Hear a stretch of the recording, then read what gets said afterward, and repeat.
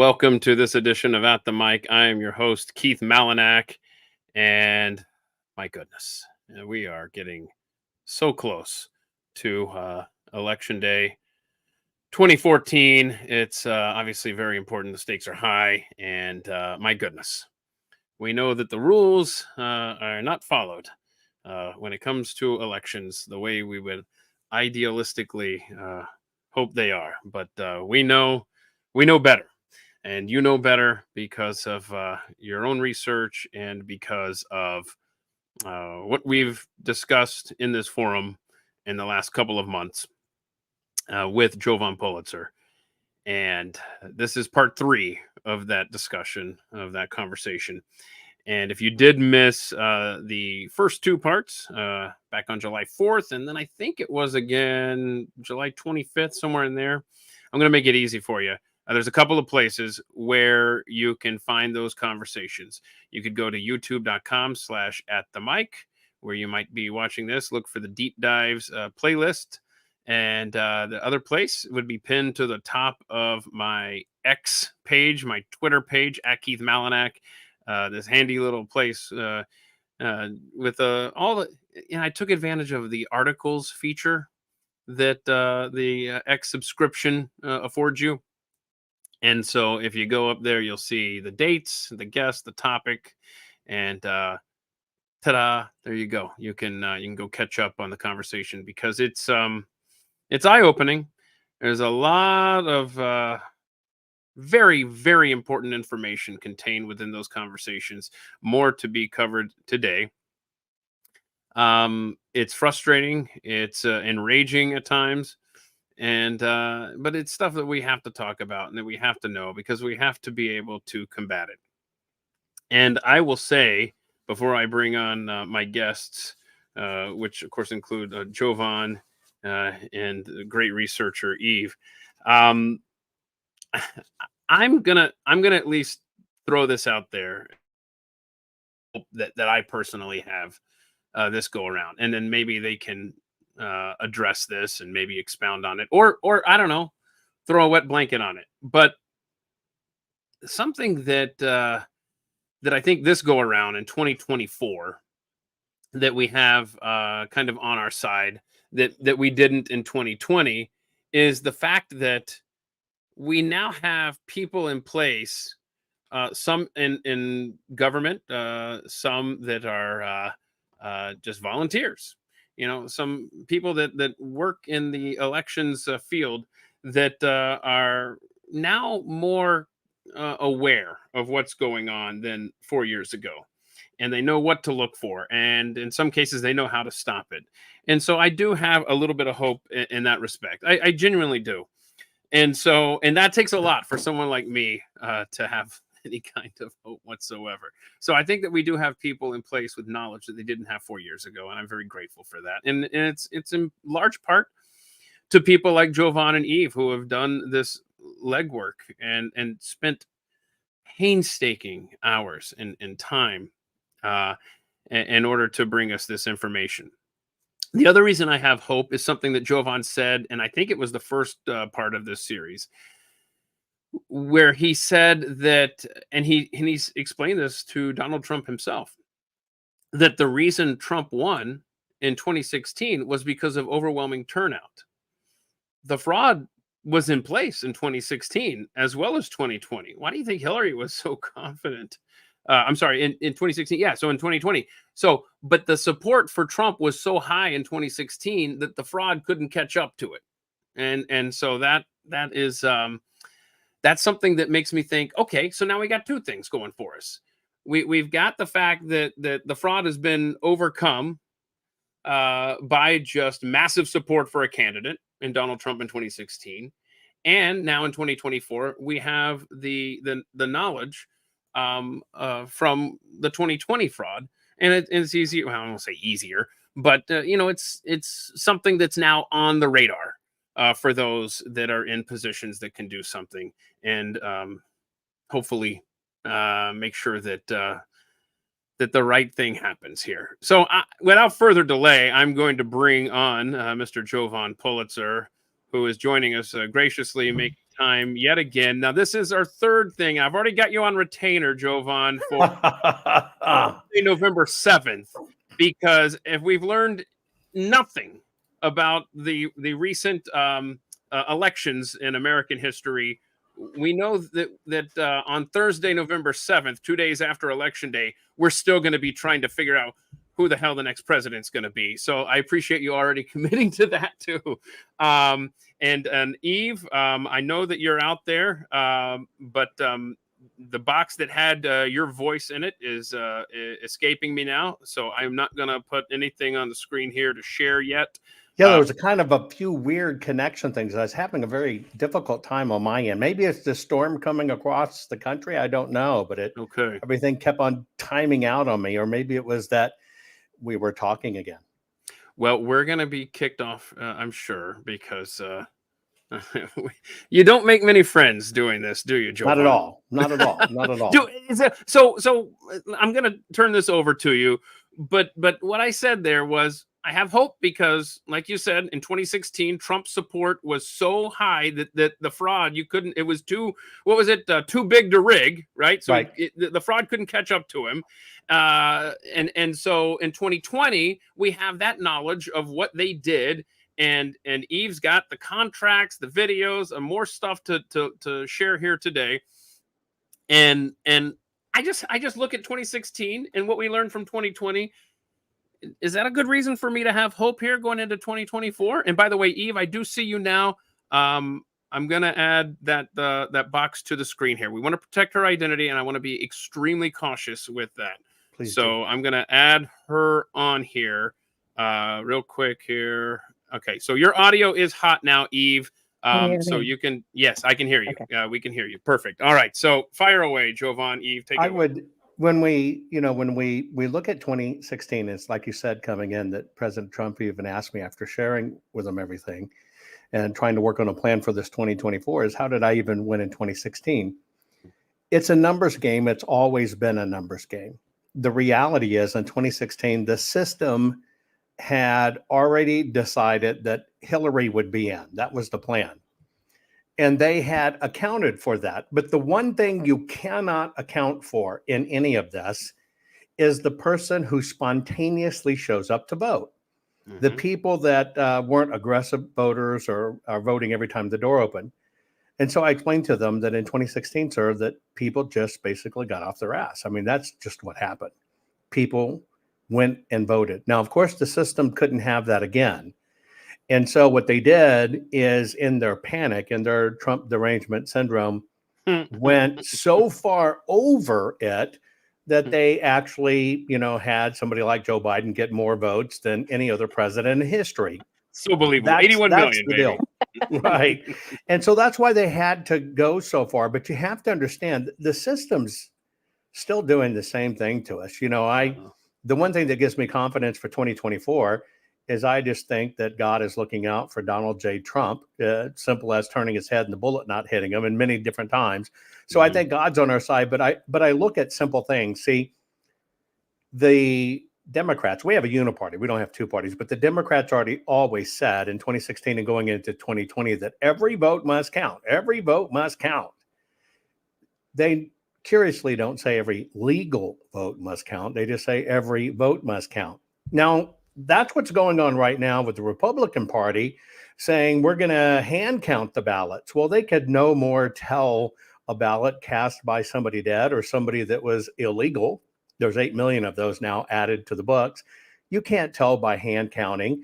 And they're also saying the same thing that the Democrats said, just a different way. We know mail-in voting is part of the problem, but yet now the Republicans are saying, bank your vote, which is actually just saying, hey, vote early and keep mail-in voting. And so it's still going to be a battle. We're going to win it by people basically getting off their butt and having voting parties. You're going to have to be committed to this. You're going to have to get family and friends together, and you're going to have to go together, because you're actually going to be not only voting, you're going to be taking your witnesses with you in real time, right? I love it. And that's what you're going to have to do. So you're going to have to take your jury of your peers with you to vote, so everybody is there and sees it. But again, you got to get out. And you know what? Who cares if it's storming and raining? You got this Hurricane Helen, whatever, coming to the country right now. Who cares? Won't you stand in a snowstorm, or won't you stand in a hurricane for hours if that's what it takes to save our precious United States of America and make sure we stay a great republic? We've got to do whatever it takes. So can I just I want to just quickly just touch on something you just said. Do you genuinely believe that Donald Trump will be inaugurated on January 20th? Because I do. I think this is going to be a case of 2016 combined with the knowledge that we learned from 2020.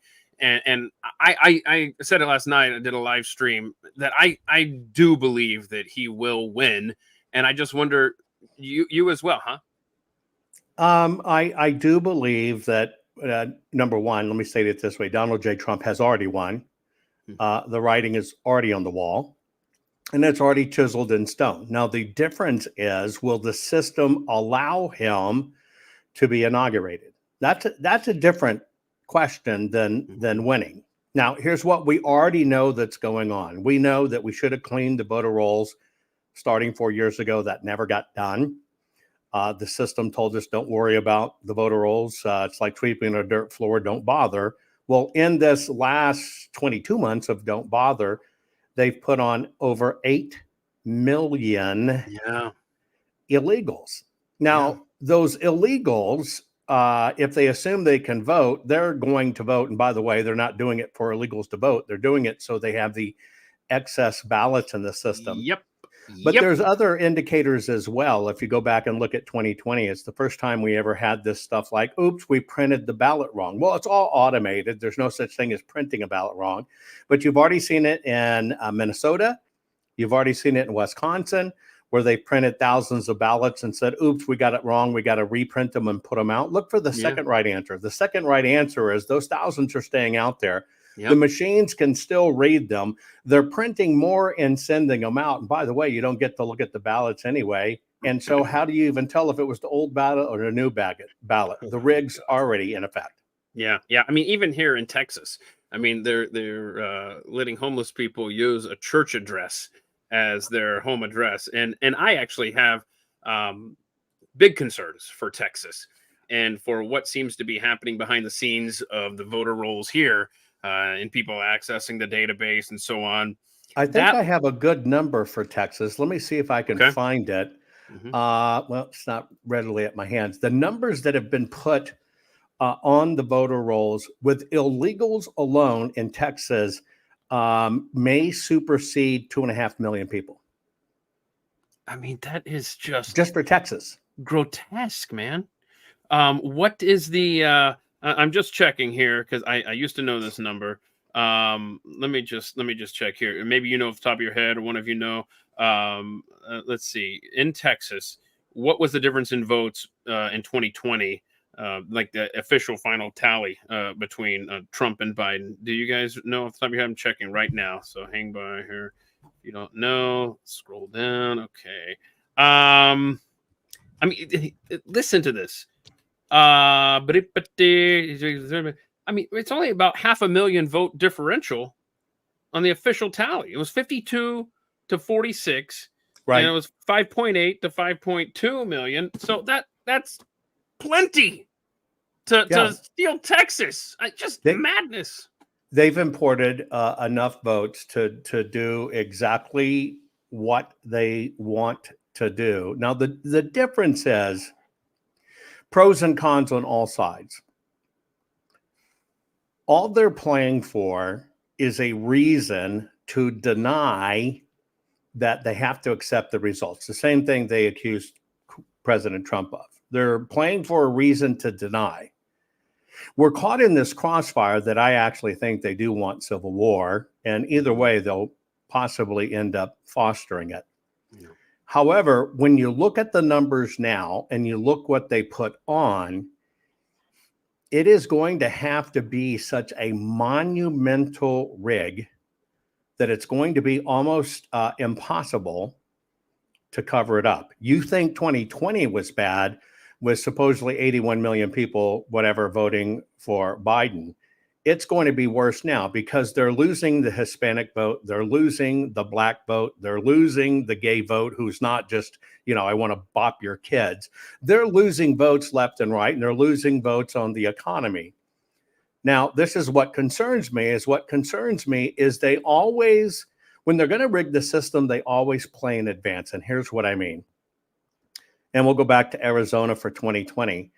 Arizona, for a year and a half before the 2020 election, basically did a campaign that said ballot machines get gunked up because of pens. We're switching to Sharpies. Yes, you can vote with a Sharpie.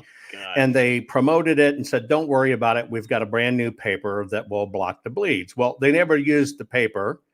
And they did Sharpies, and they went so exclusively on Sharpies that they didn't even distribute pens, and they forced everybody and put out memos. We don't care whatever you do, but on election day, you must use Sharpies. Now, what happened in that scenario is you had a glut of ballots out there, and then on election day, they were able to see the numbers. Now, if we go back to, like we talked about before, Bernie Sanders in October of 2020, said he was just psychic. But the one thing he did say is, well, what's going to happen is they're going to count the election day votes first. Then they're going to have to deal with the mail-in ballots. Now, here's what you need to know, folks. And I'll take Maricopa as an example. They have election month. They're scanning in ballots every single day for a month headed up to election. They say they don't count them, but the technicality is, when they scan them in, it drops them into the election files. They know what's up, but it's because they separated the process that counts them to say only when we stick in this card does it count as counted. Well, they still see the numbers. Well, you have to use basic linear logic. If they are scanning in votes every single day for a month, and then they get to election day, and then they say, but we still have to count the mail-in ballots, which technically they've already counted. What are they doing? And why do they run election day votes first? And it's because that's how they do the counterbalancing. Now, you combine that with the telegraphing that the GOP has done from the time Ronna was in and still being done. Hey, bank your ballot. They could have a power outage. They could have a snowstorm. They could run out of paper, so bank your ballot. Well, number one, I hope they have a snowstorm and out of paper, because by law, they have to let you vote. So I hope there's problems, because then you get to look at it closely. But they did this con game. Nope, you got to bank your ballot. That is what has me worried. The Uniparty has turned it on. They're pushing more people to vote early, even though they shouldn't. They called it a new name. It's mail-in voting and early balloting, right? They call it bank the ballot. And that's what truly worries me. This time, it's the GOP who's pulling out all the stops, I think, to make sure President Trump doesn't get in, not the Dems.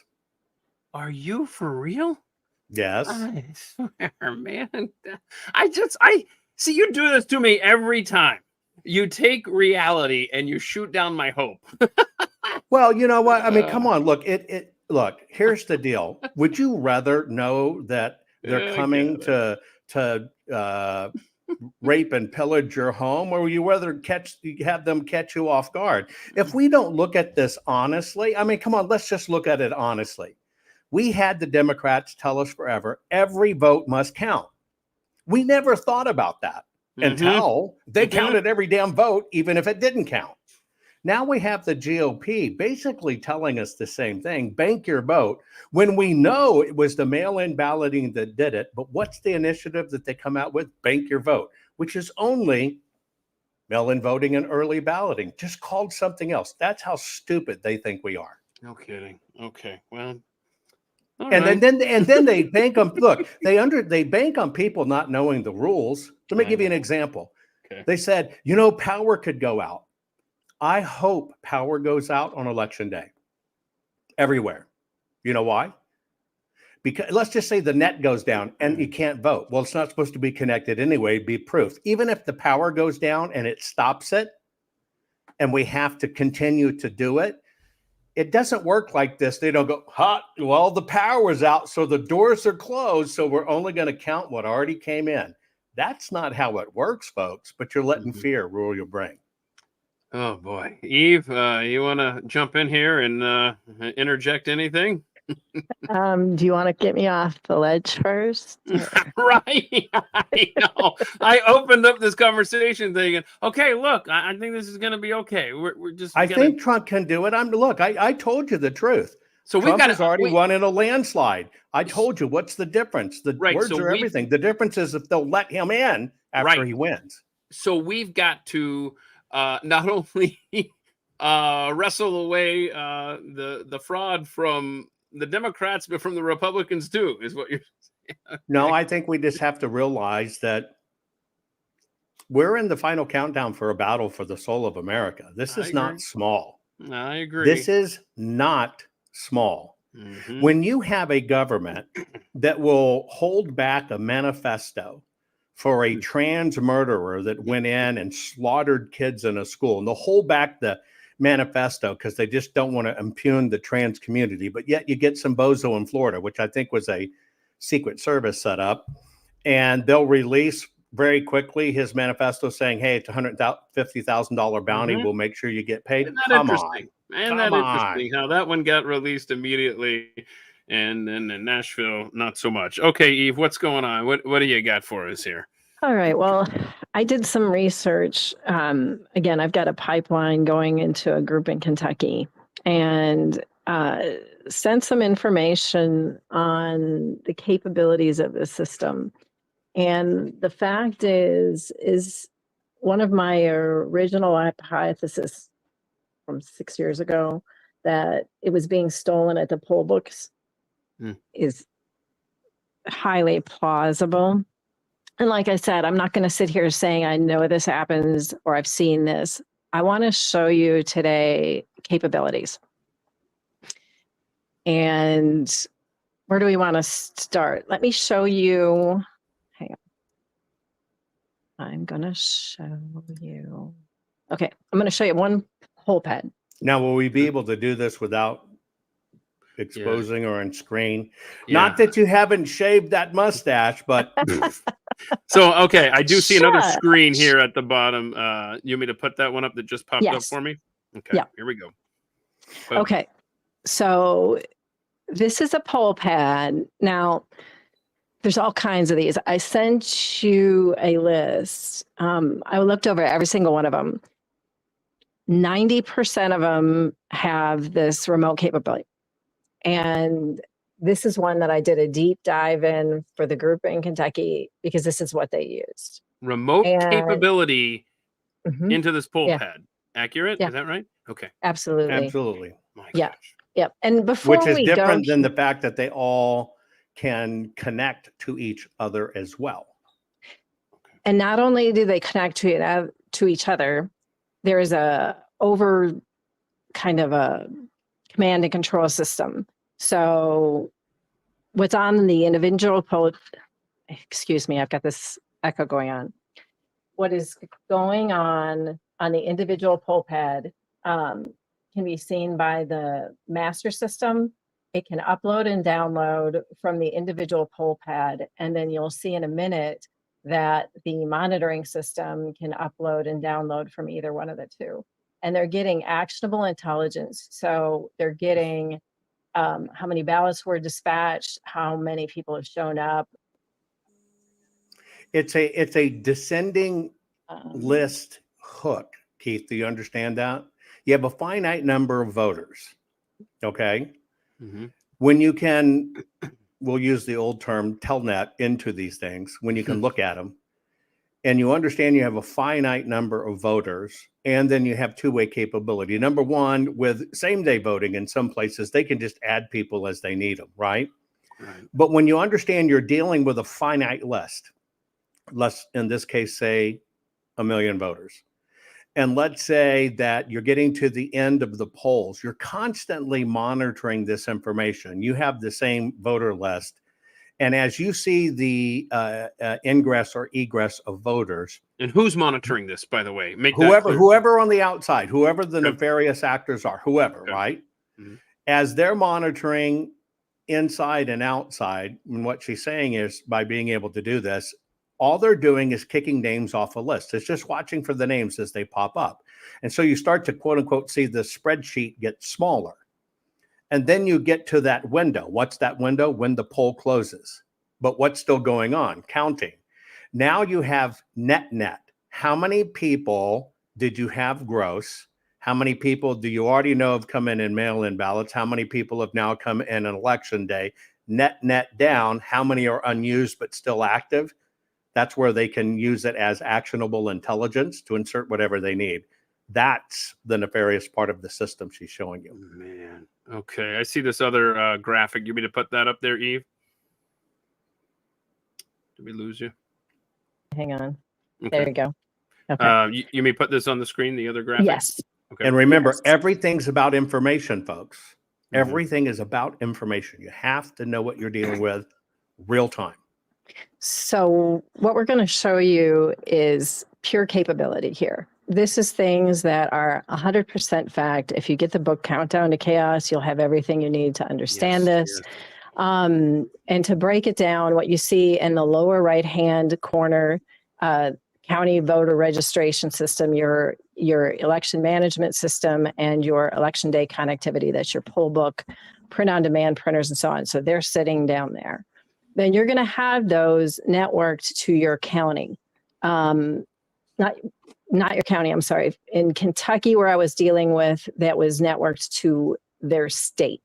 So that was pulling live information from the Secretary of State's office, and it's on demand. That, and I'll show you shortly, that system can be updated on election day. This is not something, it should be something where once those voter rolls are iced, solidified, they shouldn't need to be updated again. That system on that poll book can be updated on election day. Right. I'll give folks a little piece here to understand an example maybe in your state that might apply. Let's say you don't have a state that allows same-day voting. But if you were to look into the systems from the state level, they do have real-time updating systems that are constantly updating those voter rolls. So if they can't add them, what are they updating? Do you follow the disconnect? Yeah, and by the way, and jump in here if I start to butcher this, okay, Eve. You sent me the contracts that clearly don't let anyone tell you, oh, well, those machines aren't connected to the internet. That's what I always hear. They're not connected to the internet. That we constantly hear that. Never connect to the internet, blah, blah, blah. First of all, we've seen proven in courts of law that they clearly can connect to the internet. But you sent me the contracts that clearly state they connect to the internet, the contracts of the service being provided. I mean, this is... Yeah. And that's what I want to show you today, is that this isn't guessing. This isn't somebody sitting there creating conspiracy theory. These are facts. These are presentable in a court of law, presentable to the jury of Glenn Beck, and so on. Like, I'll show you the contracts in a minute. But I want to start with this map here. And again, so here's your system. Then in the case of Kentucky, this would be the state government. So here's the monitoring system. And it's monitoring the data that Kentucky is serving. Okay. And I'll show you. They're not serving fried chicken, baby. It's Kentucky. We might be. Little KFC, brother. Anyway, I will show you shortly. And again, I have to mute this for a second. I'll show you again where it shows you that it uploads and downloads, what it's doing, and then we'll show you CrowdStrike, how exactly it does. And not like, oh, we think it can do it. No, we're going to actually show you at the machine level exactly what it's doing. So then once you get outside the government through the cloud, here's your ISAC. right? Your Center for Internet Security. It's horrible. Here are your monitors: FBI, CISA. This is the Fusion Center Association. So all of these government entities, which we Mhm. know are nefarious in their own right, Mhm. are the ones who are actively monitoring this. Yep. They're protecting us to make sure Are they? there's no Russians coming after you. So we've got to see everything. And I will show you their own words.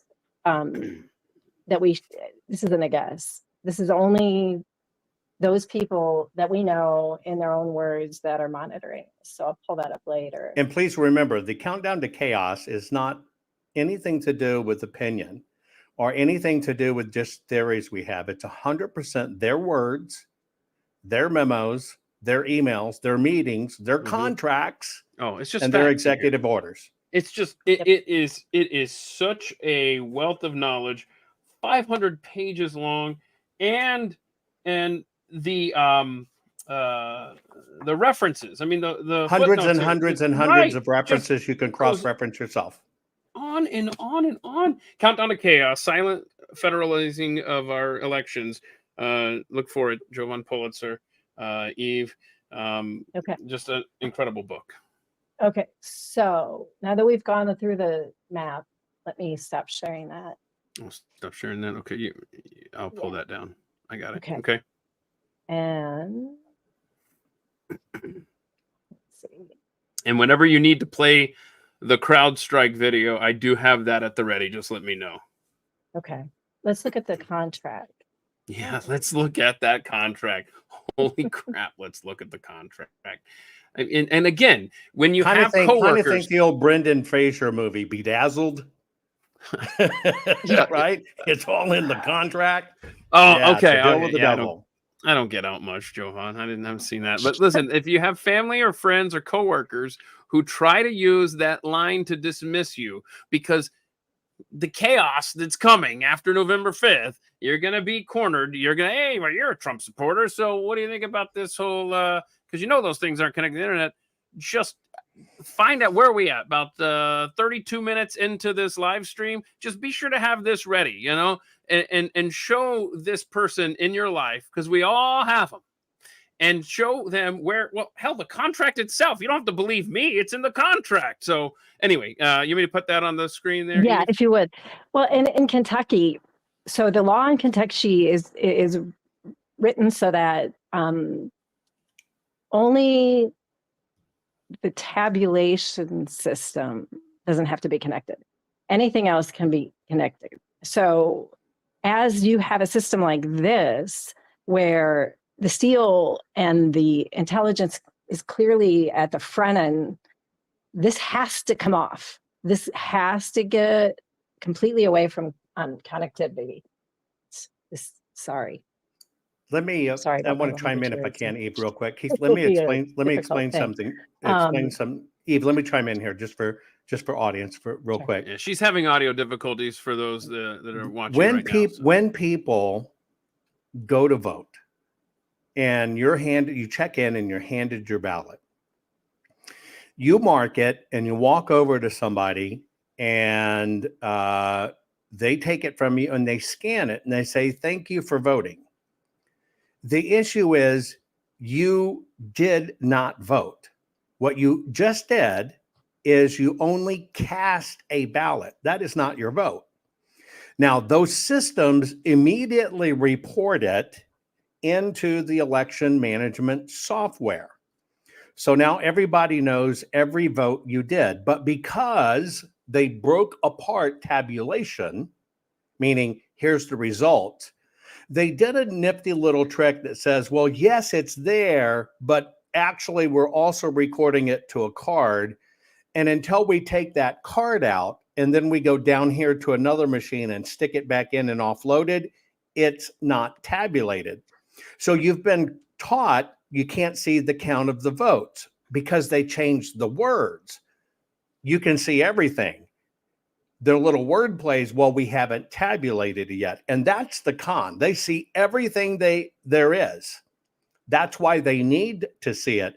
But in the contract stuff, they said, well, the tabulators can't be connected. That doesn't matter. It's already done. It's like any magic trick. By the time you've seen it and go, oh, wow, the magic trick's over. It's been done. It happened before that. Oh, geez. You know, it's interesting too, because Giovanna, I don't know if you've ever talked about this, but the United States Supreme Court case, 1915, I think it was, U.S. versus Moser. Do you know about this? There is a Supreme Court case which basically established that a voter has the right to know that they cast a ballot, but that case also stated that the voter has a right to know that that vote actually counted. Correct. So that's what they've separated, because they have taught the world that casting is counting, when in fact casting is one thing, counting is something separate, and they broke them apart. right. So I would implore anybody that's looking on ways to attack this is look at US versus Moser.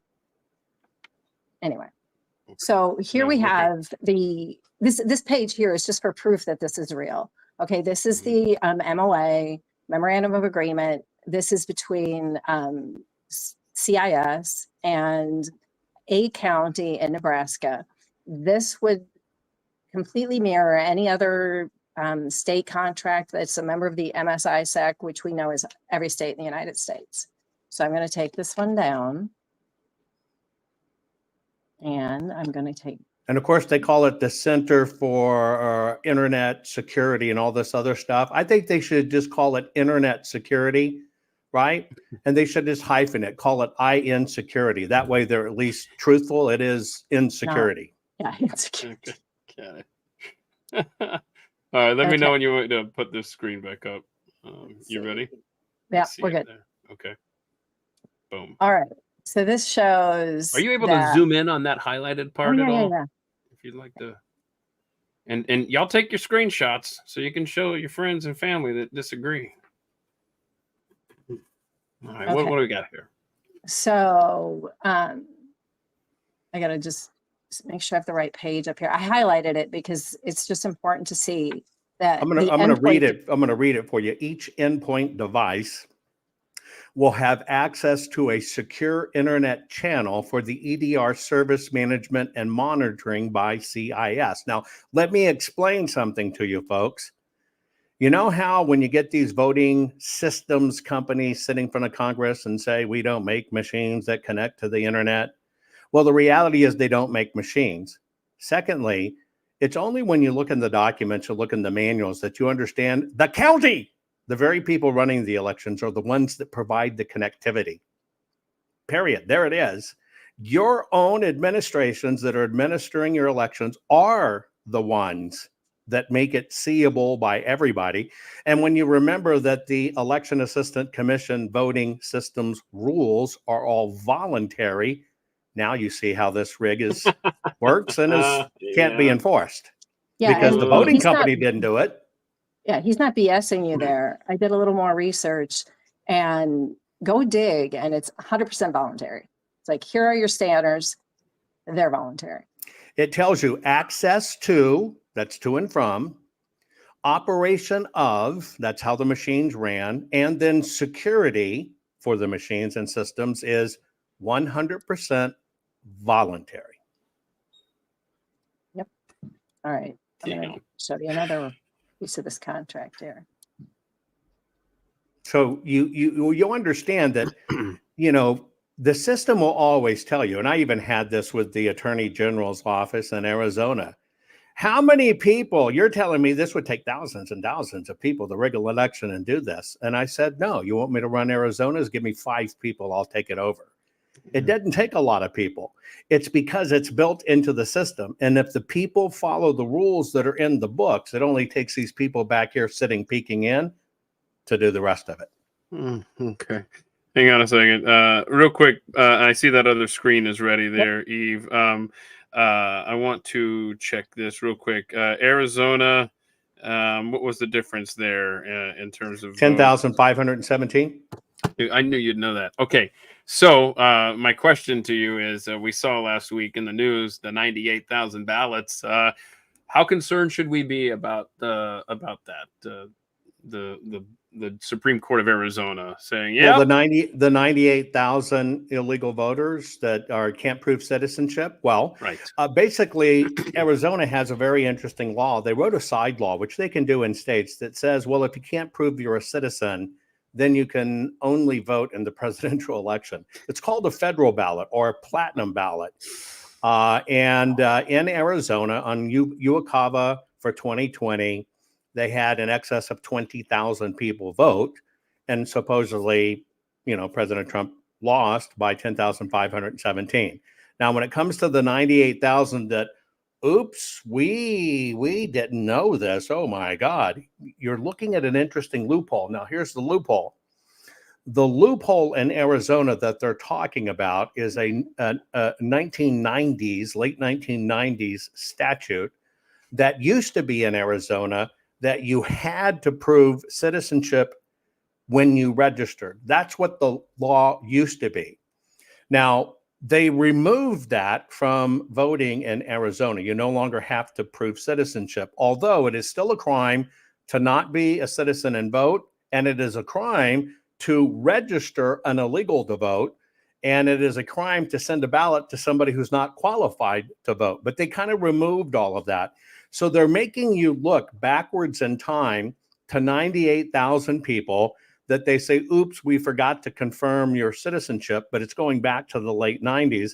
And by that smoke and mirrors, they're not having you look at the 3.5 million brand new illegals they put on the books Good stuff. in the last 2 years. Did you all see where they're reaching into foreign countries now? Did you see that, Javon? I sure did. Yeah. I mean, I think, and this is some of your hope, Keith, is, Is it? I think that they do see, like, again, where you see that the straw polls around the country of unions that are 60-40, 70-30 Trump, and all kinds of different waves showing there's huge Trump support. They're now putting millions of dollars into trying to field new registrations in foreign lands. And now they're not asking for proof of identification there either. When Taylor Swift came out and did her endorsement and sent them to the website to register, 150,000 teeny boppers did it right away, and none of them are required to put forth ID or That's even ridiculous. be the right age. I thought you said hope. Come on, Eve. So hold on. I have in front of me recent going on. I don't think she was saying hope. I think she was saying Really dope. shooting Dope. down- Dope. Okay, gotcha.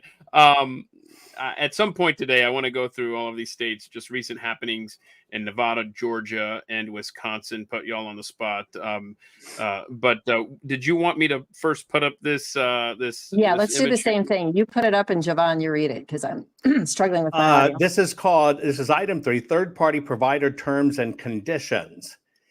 Entity acknowledges and agrees that as part of providing the EDR services, CIS has contracted with third-party provider, CrowdStrike.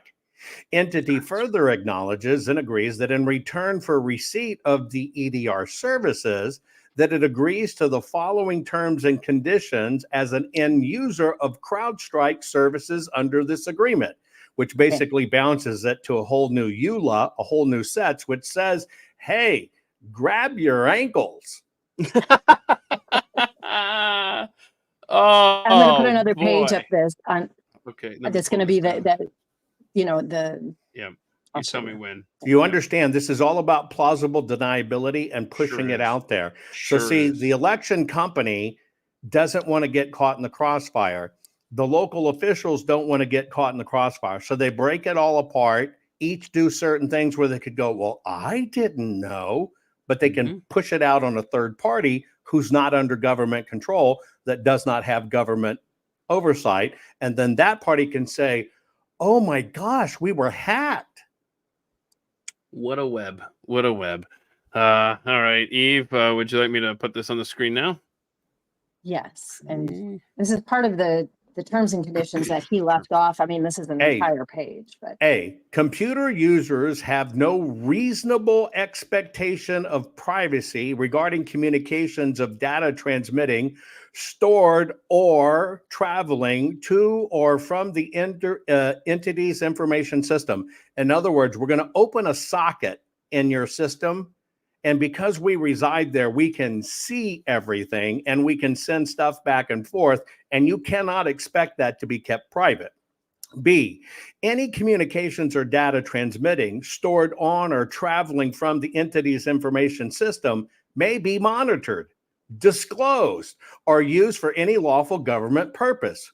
Now, remember, those are individual items. They may be monitored. No crap. They may be disclosed. Oh, yes, here's guys, here's where the status is. Oh, and by the way, let's add in lawful government purpose because people will combine those together and think it's all for lawful government purposes. yeah, so let's put those in order. Monitored, the CHS and SCAR, disclosed. That's the federalizing part of the elections, guys. It's not supposed to be monitored. But because they got to protect us from the Russian, right? They get to monitor it. Please understand what's done. The moment they monitored it, they made us have federalized elections. Yeah. The disclosed segment, think about your NGOs and think about how they've been activated everywhere you look now. Now, what does an NGO do? Now, understand how this part works, the disclosure part. They're watching every precinct, every vote. Now, in the market, you have all this influx of ballot packets. That's where it's mailed or picked up or whatever, harvested. Those ballot packets go to an NGO. They open them up. Now they have the ballot and the envelope, and they're sitting there waiting instructions like a big Kinko board in Vegas, right? Keno board in Vegas to play. And all of a sudden says, we need one in precinct 748. And these NGOs getting that information because it's been disclosed, they're filling out their ballot. That ballot is then filled out, put back in the envelope. Keith, who brings it back in? Oh, boy. The ballot mules. That's what they're trafficking. So when you watch that movie, I asked people over and over again, how did they know who to send to which boxes? And how did those precincts never get busted? And that's why they rotate them around, and that's why they do it, and that's why they spread them out. And here's the clause that makes that happen. Yeah, and any lawful government purpose, let's just think FBI for jurisdiction. We're monitoring against Russia. We've got to do it. Right. And they can basically share this information in certain districts and in certain localities where they have jurisdiction and it's lawful. And all they do, and understand what they do. At each of the voting precincts, they establish and put in an ACLU attorney to monitor for lawful activity. In these fusion centers, they bring in lawyers. Oh, we got to protect it. Are we protecting it? You see, we're reporting and we're doing this diligently. Yes, you're protecting everybody. It's all plausible deniability with cover. Okay, now we're going to go back to, I'm going to. Okay, while you do that, let me throw out another state here. Recent news article here. Did you say throw up or throw out? Both. Oh, it's the same. Never mind. Nevada Secretary of State. I'm just reading this from Robert Beadles. Beadles is the man. You want to talk to a great American hero, somebody that has spent millions of his own money to fight this corruption? That's Robert Beadles in Nevada. Just like you, brother. Just like you, right? So he tweeted out the Nevada Secretary of State, Washoe County Register of Voters, and Washoe County's DA's office have been invited to explain what they certified under penalty of perjury to be true and correct. On October 11th, we will be exposing the data they certified and giving them the opportunity to set the record straight and explain why, with knowledge of only 3 precincts voting data, we can determine all the others, or how every precinct voted nearly identically, or how votes are shown flipped in their own CVRs, and much, much more. By the way, I want to continue this tweet, but I just want to say that I didn't ask Jovan or Eve about this beforehand. So no, we didn't know. So so I figure if you don't know, how to respond to this, by all means, I hate to put you on the spot. Join us on October 11th in Boomtown, and share the Operation Sunlight post with everyone you know in Nevada. It's time these servants serve us, and explain. So what's going on there, Operation Sunlight? What's going on? Well, first off, the best disinfectant, Sunlight. Mhm. Robert Beatles is a true American hero. Think of it this way, and I'll just use this as an example for illustration purposes. Let's say that you have 1,000 precincts in your voting area. What they're saying is we can go and pull 3 precincts. Okay. And then we can tell you what every other precinct will end up being. And it's because there are determinants of what they're doing and how they're backfilling and the time delays and stuff to be able to basically say, here's how the rest is going to end up. And then they're triangulating this with what's called maladministration and malfeasance to say that you have a fiduciary duty to make sure this is accurate. You are certifying that this is accurate and it is canvassed, which means technically it's audited and verified by the state. However, how can you do that when we can just pick 3 randoms and be able to tell you how everything else will go? That is a statistical improbability, and it also shows that these people are just certifying what they're told to certify. They're the ones that get in trouble, but it's the system doing it to them. Okay, you ready for me to put this on the screen here, Eve? Yeah, this is going to be a short one here. I mean, this is basically just proof of when we showed you that map earlier, and it had, so if you look down here, well, first of all, the first statement, this was their goal all along, to have election day live monitoring. They say this is their 2018 year in review. So they stayed as much. They've always wanted to have live monitoring. If you go down below, you see the federal agencies that were referenced. Which The they say NCC is intelligence analyzation, intelligence monitoring, Department of Homeland Security, National Fusion Centers, etc. Partners reporting back and forth to each other. 225 federal employees going back and forth through a separate channel, all in real time. And this is their words. This is not us summarizing something. This is, Right. it's right. kind of like that. Was it Newsweek that put out the article that said it was the best, basically best rig ever? I mean, they came out after 2018 and they told you. Yeah. Just what Javon read to you. They clearly say, look, this was an intelligence operation. In all the contracts, we have the right to do this. And we're doing it to protect you. That means we're within the law. And therefore, you have nothing you can say about it. Let me ask you while Eve gets, I think, maybe another slide ready. What was and I think you kind of alluded to this early on in today's broadcast, where you stated Wisconsin. What's going on there with the 2,000 ballots that I saw that, yeah, like you referenced, oops, sorry, crazy us printing these ballots and sending them out. Our bad. Duplicates. They bank on people not understanding how the system works. Number one, if you went back prior to 2020, you didn't have these weird anomalies where states or counties or precincts would even say, oops, we sent out the wrong ballot. It never happened before. So what they need in this system is a banking term called fungibility. They need an overabundance of ballots. Now, what people don't understand when they say we printed the wrong ballot, you're thinking in your mind like you printed out something on your printer, it was wrong, therefore it's not usable, in the trash it goes. No, that's not what this means. See, in our elections, and I'll go to Maricopa, for example, people think there is a ballot in the general election. In fact, in Maricopa, there were 10,500 different versions of the ballot. Why? Because you have different school board initiatives, you have different fundings and bonds and whatever the case may be, different districts, different candidates, and then you duplicate it all in Spanish. So there's 10,500 of them. The systems don't actually read the format. The systems accept and place the format.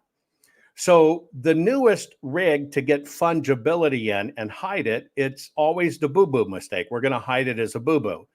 So what they can do down ticket, right, is they flip-flop the dog catcher with the librarian. Let's say hypothetically, I'm making that up, and say, oh my goodness, how did we ever do that? And we sent out thousands of ballots. We've got to correct it and send new ones.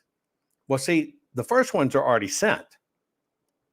The second ones are sent too. Now they have a double wattage of ballots out there, and the machine knows no different.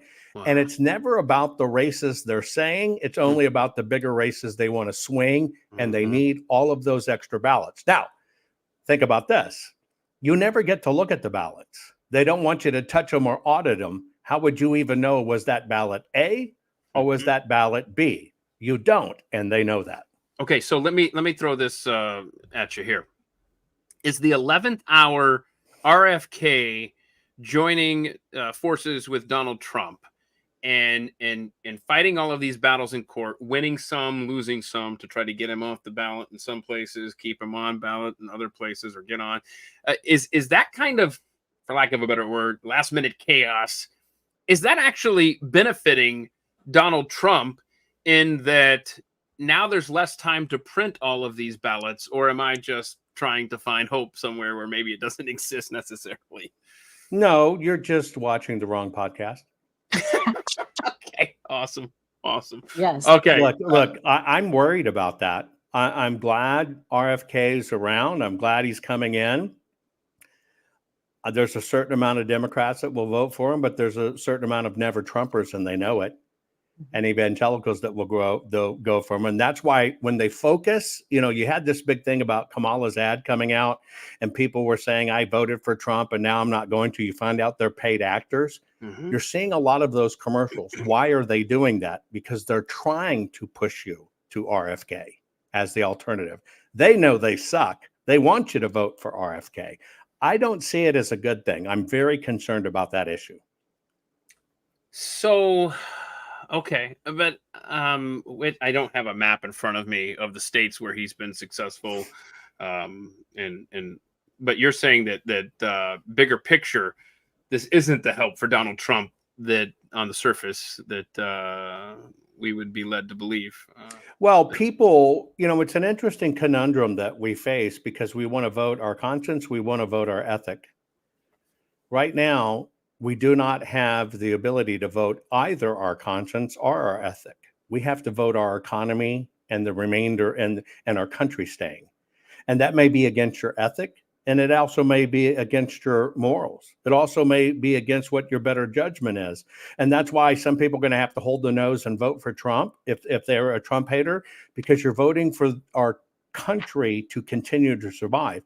And this is where the interesting conflict comes in, because people are my right to vote and I'm not going to do that when they're actually throwing away their vote. Okay, I think Eve, if go I ahead. can throw you two more bones of hope here. With the RFK thing, the one thing that I will say I think is a bit helpful is now he has a stage, right? He's been appearing with Donald Trump. He's been appearing with Tucker. He's getting more exposure in front of more people than he ever has. So I think there's some help there. Well, he's making people look. He's making Democrat look. Yes, that's a good thing. Will they do that? Who knows? Yeah. Well, and my other stitch of hope here is that if you look at some of the internals, or the one I was looking at was Rasmussen, his internal shows basically crossovers, and crossovers from Democrat to Republican has been steadily 2 to 3% higher than the reverse. The only polling organization I trust, period, now is Rasmussen. And therefore, if that's their numbers, the people there say it, I like that. But will that 2 or 3% crossover? I love it. But again, this is the battle of whether the United States of America stays or not. I'm not poo-pooing that. I'm just telling you, have your head on straight. Don't think this is fait accompli. Don't think Trump has it in the bag. Don't think because they tried to assassinate him again as his numbers go up, Don't do that. They want you in many ways to believe everything's great. So you get down to the last minute, screw it, he's going to win anyway. I don't need to go. No, you need to vote like your next breath depends on it, because it does. Absolutely. I see another slide ready. Shall I put that on the screen, Eve? Okay. Yeah, so I'm going to zoom in and out a little bit on this one. This one is to show your poll pad system. There's the name of it, and so on. And then Javon, I'll let you read here the capabilities. It basically says Knowink offers election management tools that allow jurisdictions to see voter turnout in near real time, monitor status of poll pads, and remotely lock or disable poll pad if there is a security issue at a polling place. Blah, blah, blah, blah, blah. All poll pads Knowink. Supplemented by Cisco, Meraki, and Novotel products, ePulse allows election administrators to remotely oversee the operation of the poll pads, which includes viewing the battery life, average check-in times, number of ballots issued or spoiled, number of voters we need to rig the election in the coming hours. No, I added that in. With this live connection, election officials are able to directly connect poll walkers via video text messages, and video chat is built in with poll pad application and customization. Written messages can be sent in between ePulse and poll pads. And by the way, Knowink, aren't they part of that Chinese company that got in trouble in Michigan? No, I'm going to go No? over a list of ones. This one is actually, the CEO is a Republican.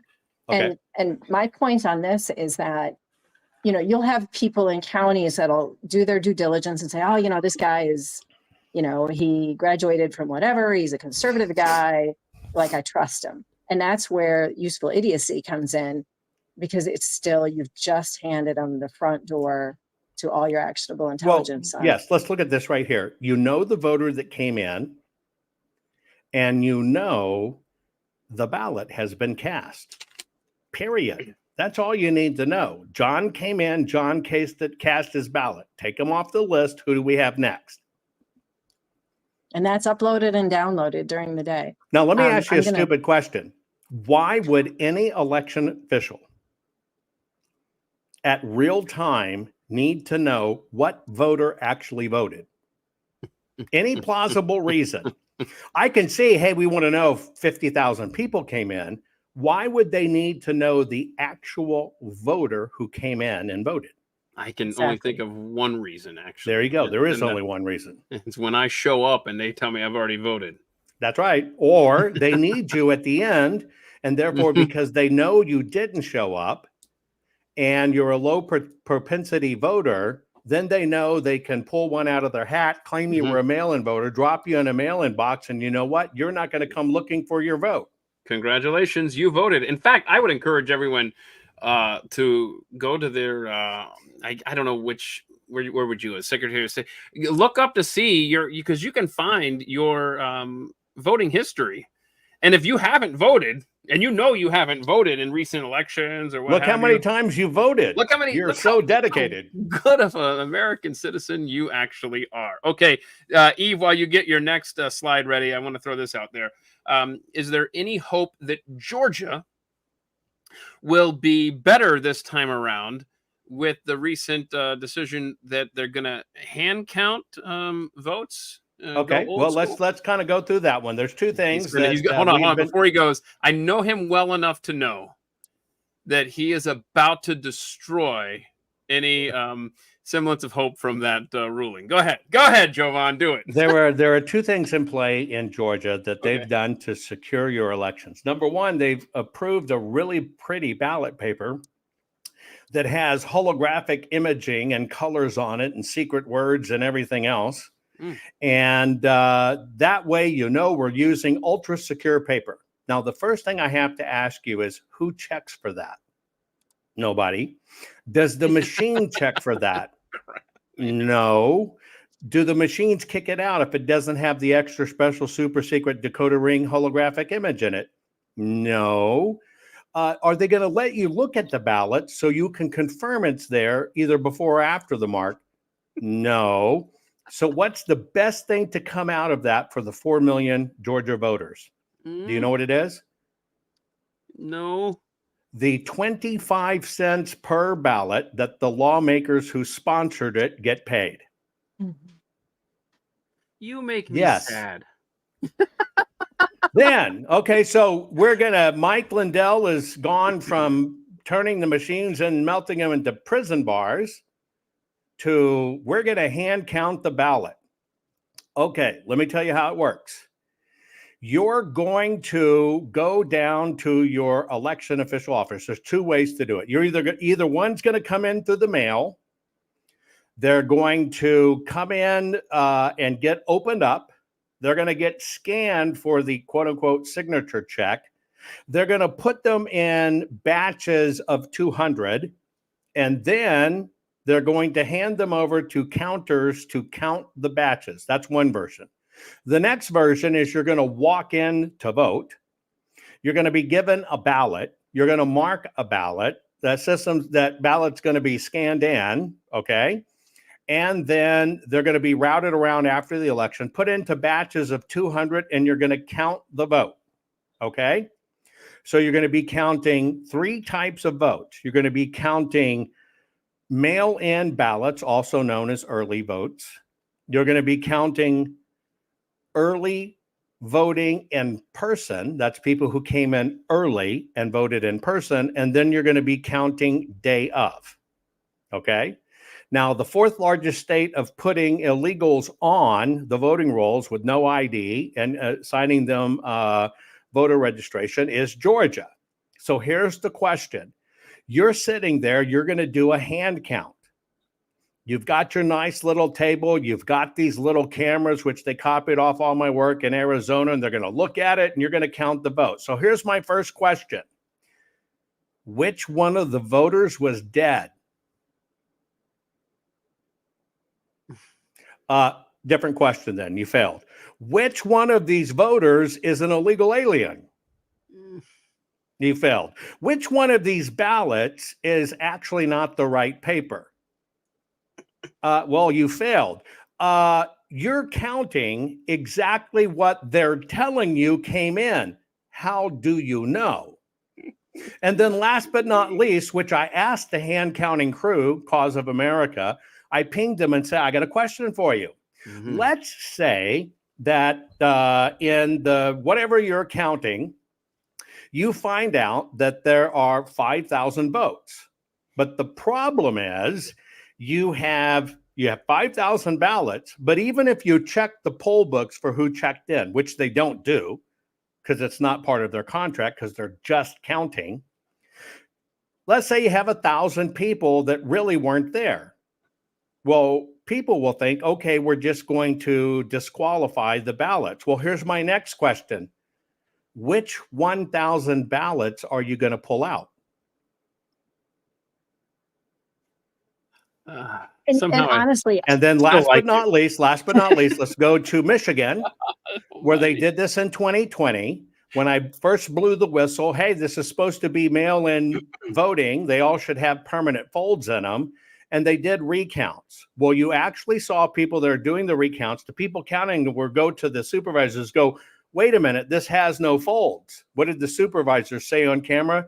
You're here to count the votes, not the folds. If you keep on telling me about the folds, we're going to kick you out. Count the vote. So what are they going to do? They're going to count every vote by hand. Hang on, Eve. I'm going to turn it back over to you. But first, I want to say that last night, when I was doing the live stream, I thought at the time, so 20 hours ago, I thought this sounds like a great idea to have one representative from each party that appears on the ballot. So you have a Republican, a Democrat, you have a Libertarian representative, a Green Party if they're on the ballot in your city, whatever, and they all have to attest. Maybe on the speakerphone with the Secretary of State's office. Yes, this is how many votes. We agree, blah, blah, blah. It gets recorded, and then you can cross-check it later and make sure, blah, blah, blah. No. Don't add you can cross-check it later. Yeah. Where'd you get that from? Yeah. But what you just went through has made that plan irrelevant, too. Well, no, you're going to count every vote. That's exactly what the Democrats said we have to do in 2020. Yes, let me give you a different analogy. Okay, you just got to understand this. a 15-year-old kid goes to his dad and says, Dad, my buddies are getting together and I need 15 bucks for pizza. Can I have 15 bucks? So the dad basically gives him a $10 bill, 3 $1 bills, and 2 Monopoly $1 bills. Now this kid goes, wait a minute, Dad, I need 15 bucks for pizza. And the dad goes, count it. Just count it again. Kid counts it. Now he's smart. He's possibly going to be a Republican because he goes, there's a $10 bill here. There are 3 $1 bill here. So then there's 2 $1 Monopoly bills. He goes, Dad, I told you I need 15 bucks. This is not 15 bucks. Dad goes, I told you to count it. I didn't tell you to audit it. Oh, hell. Yeah, okay. Eve, I'm sorry. What do you got here? Well, no, I was just going to say that Put this whole on the bank screen. your vote thing has had me really, really concerned from the very beginning. And who was it? I think it was you guys this morning. There's the statistic coming out of Pennsylvania that says that 250,000 mail-in ballots to the good of the Republicans are showing up this year versus 2020. Yeah, looks And- pretty positive for Trump. Well, listen to this though, not to stick a pin in it again, but No, we're good. the whole bank your vote thing and what Javon is talking about issues with counting. I have had worries since the very beginning of this because, you know, obviously if they're going to cheat one way, they're going to know somebody's going to basically try to duplicate what they had done, even although they're going to try to do it a legal way. All they'll have to do is find a precinct that they know is really heavy, you know, loaded with pro-Trump votes. And then somewhere in the process saying, you know what, look at this. They can even dump in, you know, like bad envelopes, or if they even if they put a few fraudulent envelopes at a precinct, somebody had somebody mail in something that they knew was fraudulent. And the next thing they know, like Javon said, you don't know which one is which. And they say, you know what, we know there were 5 fraudulent ballots in here that got separated. We are going to have to, you know, invalidate this precinct on this day. I mean, Javon, does that concern you? No, because there is no path to invalidate the precinct. They can't because that's a 14th Amendment violation. And you have to identify it by voter, and you can't do fait accompli and throw everybody out. And they know that. That's why they don't care about this. But also, let me give you an example. See, the con to keep people from looking into the paper, you know, each ballot that is actually mailed to somebody that is not qualified or illegal is a 3.5-year prison sentence. Each ballot. Accepting a ballot that is illegal and counting it is the same 3.5-year prison sentence, talking about states like Pennsylvania. And so they got to keep you away from the paper. Now, this is the difference of everybody told you, it's the machines, it's the machines, it's the machines, right? So they led you to believe that the machines actually bulk change the votes. So they came up with this idea for you that we're going to look at the paper by hand counting it. Now, you shortchange looking at the paper as an audit, it must be legit. You're going to have the paper. And here's what's going to happen. They're going to say it's this many votes. You're going to look at the paper and you're going to find the paper matches because they're not swapping the votes on the machine. And what is it going to do? Validate the machines. It's no difference than, let's say, your company has an image problem and the whole world thinks you're inept. And so you've got to stage an event that'll make the whole world think you're great. So how could we do this? Well, let's see, we're a protection agency. Let's catch a shooter that was trying to shoot the president. Well, that's that dumbass we actually found in Mar-a-Lago, right? And they catch him, which it was all a staged event. But who came out looking great? Because from 1,500 yards away, they saw that little bitty black barrel sticking out of the fence in the brush, and they caught him. No, that was an event for the Secret Service to try to wash them as looking good. You're going to find the same thing in the hand counts. It's just a placation because you think because you've been told the machines change the votes, you're going to find it in the physical ballots. You're not, because it's going to match. Eve, do you want me to Yep. put this screen on the up here? Yes, if the you would slide. mind. This is Oh, by the way, just so you know, they've only had 4 years to prepare to do this. So they've got a little bit of time to get this right. Mhm. The ePulse features. So what she's putting on the screen here is what goes on all these wonderful electronics is customizable real-time election night reporting. That's the same as why have the voting? Our voting machines don't connect to the internet to tell you how many people voted. It's because the Pulse features do it. Ballot tracking, update voter rolls minutes before an election and nil real time. Why would you need to update voter rolls and minutes just before an election in real time? So Yeah. you can add more voters as needed. exactly. And this is the problem with early voting. You know, they know how many days they're already voting, what, in Virginia? Yep. They 30 can days, update 2 the weeks, voter whatever it rolls. is. It's ridiculous. Some states even went to 6 weeks early voting. Okay, now, hang on. A couple more things Hey, wait. on this Wait, wait. particular. Keith, you wanted hope. Yes. Hammering, oppression, political, right? Egregious crap. There's your hope. HOPE. No, I appreciate that. Has a state that doesn't have early voting, from what you've been able to determine, has a state or very limited early voting been stolen in your estimation? Every election's been stolen at one point or time, but the states that have the least problems and the least fungibility are states that don't allow early voting, and states that don't allow APIs into the voter rolls, and states that have true restrictions regarding what constitutes your ability to request a mail-in ballot. Those states, compared to this other states, are spick and span. Okay.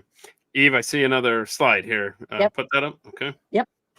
So this is what that ePulse can do from the actual poll book. So you'll just say, basically, it can grab individual voter files. They also have audit logs. I'm not going to, there's more files that I can show you with that, but I don't need to. Basically, it's showing you, listen, we can reach down to those individual poll books. We can pull this into that ePulse. Remember, these are all endpoints on the system. We showed you in the contract that CrowdStrike, anybody's eyes in CrowdStrike can reach any of the endpoints on the system. So these are And- your capabilities. Right. So they not only know what ballot to use, remember there's multiple formats, Yeah. because they know the person and they can pull the individual voter file.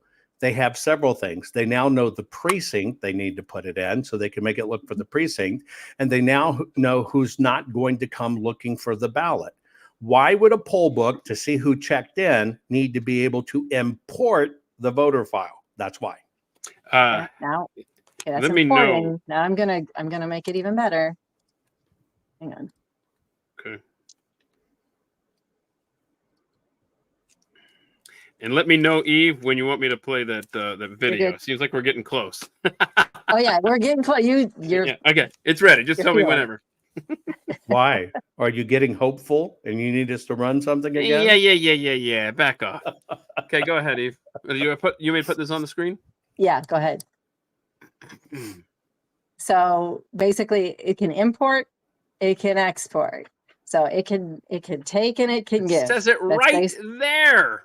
So let me ask you a question, Keith. When you went in and no checked in at the poll book, did you say, "Hey, I want a copy of my voter history. Could you print it out for me?" Of course not. And this is where the real worry of, bad registrations comes in. There you go. Brother. All right. They can actually take, with that information right there, they can take and crack your file, pull your history in half, give you a brand new voter ID, drag half of it down and make it look like you were a voting voter for years, because you're not checking it to check every time you voted. But see, did they change the vote? No, they create the voter. It's always people, paper, and programs, period. If you've ever volunteered, I was able to volunteer once.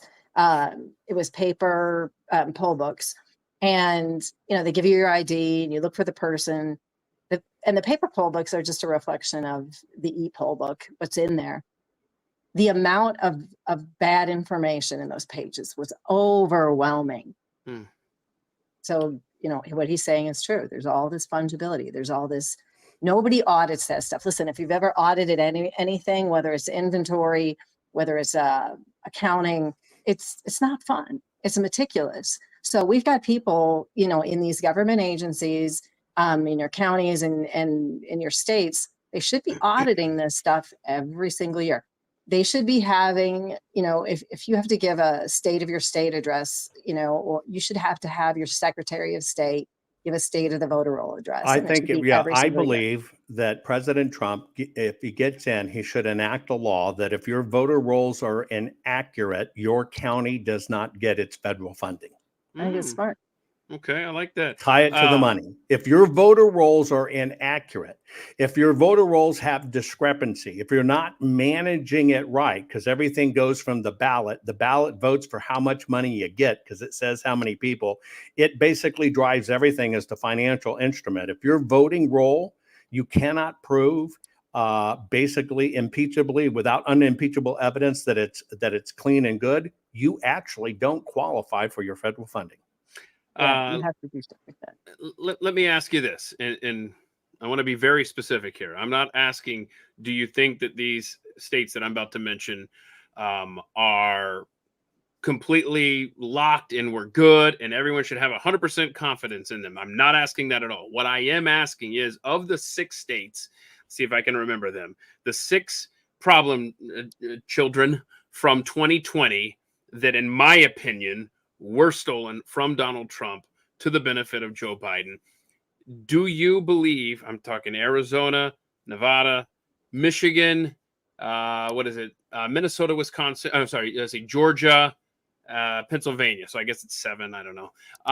7. Do you have more confidence in any of those states that, in my opinion, were stolen? Are any of them any more secure now than 4 years ago? Are you confident in saying that? Let's look at the 7 swing states. Here are all the positives. Number 1, independents and Democrats have now experienced that this current selected, not elected maladministration is not working, and they made a bad choice, and they are leaving that party. Next, more people now than ever realized, holy crap, I better take voting seriously because politicians are doing stuff I don't agree with, and I've got to get off my ass and vote. Okay? And then when you look at all of the changes that needed to be made, and there's about 10 for each of these swing states, and I'll list them in order, every change that each state did. Okay, I'm going to list, there's 10 for each state that should have been done. I'm going to go in alphabetical order by state and 1 through 10, and you can write them down. You ready? Mm-hmm. And I will tell you what each state changed election-wise. Okay.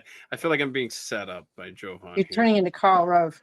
I don't even need well, I see you taking notes. Why would I don't think I need this dry erase board. I feel like 1 through 10 is going to be some sort of dad joke coming Okay, up. so I'll start with the first state that made a change. Okay. Here we go. What do you got? See, I knew this. Why don't I even take the cap off? Now I'll start with 1 through 10 of the changes that were actually on the books and done. Okay, good. Boy, you're fun. Okay. Let me ask. Don't punish the messenger. No. Trust me. I want the truth. I want the truth. Look, nothing changed in our election integrity laws outside of the deep state and the system put people on the road for all 50 states, talking to 3,880 counties that represent 175,000 voting precincts, and told them it's the machines. Don't worry, we got it. There we go. And not a freaking thing was done. And they said, oh, by the way, don't change the voting rolls because that's just sweeping a dirt floor. Not a single thing changed. And even the states like Wisconsin, where they got rid of the drop boxes, they put them back on last week. Right. Yeah. So even my my state of Georgia, my home state of Georgia, where the Atlanta Braves had the All-Star game taken from them because that state dared to do anything to clean up their voter rolls. You're telling me that there's not even a benefit there. That, in other words, you're putting words in my mouth. You got to stop I'm doing saying, it. is there anything stop it. positive that came from Stop it. that I told you, experience? 4 million ballots and the lawmakers get 25 cents a piece. That's $1 million, dude. That's pretty positive. I am not happy. So, okay, you want me to play this CrowdStrike video? Eve? I sure do. Let me just set it up just for a second again. As we're playing this, remember should we put, before you do this, should we put up the map one more time, maybe? Let's see. Hang on. Let me put the map up one more You've got the time. map, okay. I will put up the map. Hang on. Hey, but they are going to hand count the votes. I'm not. Every vote is going to count. I'm not talking to you. So I do have some more questions, by the way. So tell me when you're ready. I got more Go answers. ahead, put the map up. And then I we're know going to you put up do. the video. So just to review what we've looked at. We've looked at those systems, what they can do. They can download information, they can upload information, they can do it in real time. Right. It can be done and reviewed and monitored through CrowdStrike, your Albert Falcon system right here. Here's your state. It goes through Amazon Web Services. Here's your MSISAC through CIS. And these are your active monitors. So remembering this, we're going to watch a video that you're about to put up. This is all via CrowdStrike. It is live. And remember, upload, download, okay? You're going to hear words in this video, put, get. Put being download, get being upload, okay? Okay. Ready? Here we go. Let's go. And tell me when to stop it. I think I know when, but you just jump in whenever. Here Yeah, we I see the think it host said- view where we can drill down to see system details. We have options to network contain the host or connect to host. Network containment prevents lateral movement and interrupts network access, including any communications that might be present on a compromised system. With real-time response, we have the ability to remotely connect to a host for remediation. There is a list of available commands that enable important tasks like killing processes, editing the registry, and getting copies of files for forensic study. The ability to put and get files from a remote system gives this tool unlimited potential. There is also a help option that provides guidance on using the available commands. In addition to running commands, we also have the ability to leverage PowerShell scripts and executables. Those can be local to the system or deployed via real-time response. In this example, we will run an executable that already exists on the remote system to create a local backup of the system files. Being able to run any executable, command, or PowerShell script remotely has many applications, including administrative tasks, software management, incident response, and forensics collection, as we will see in the next example. Again, we will connect to the host, but this time we will use a custom PowerShell script to collect files via real-time response. Instead of being on the local system, this script is staged, making it quick and easy to execute. This option gives us easy access to those scripts and executables that might be commonly used during remediations, deployments, and other system management tasks. In this case, we will also add a custom parameter, a ticket number. This specific script then collects the important files like the Windows event log and zips them into a file identified by the ticket number before uploading that file to forensic storage for further analysis. That's good. Now, Alright. do you get the point about we watch everything, we can run everything? Let's take CrowdStrike and let's just name it Baba Yaga. Applesauce. It doesn't matter what you name it. It doesn't matter who the company is. If they can remotely access it, run any executable, kill any operation, replace operation in real time, and have scripts on standby to swap that were never on the system to begin with, do you think anything nefarious can happen? And remember, motive. We have agencies that are suspected, I think, of the majority of Americans of committing crime. Let's just say crimes. Okay. And we've got a candidate that directly, he could kill all of their jobs. He could get rid of full agencies. They have a motive. And so this is the thing. They have a direct financial interest in making sure he does not get back in. All of these companies and all of these agencies and all of the people tied with them and all of the government systems that just took another $60 billion for the Ukraine. So yes, they have a motive, they have the method. So, you know, you have people whose entire lives are spent in spycraft. You're putting them with full ability to see everything, gain everything, and do everything in the system. Call me a complete nutcase that people that practice spycraft are gonna spy.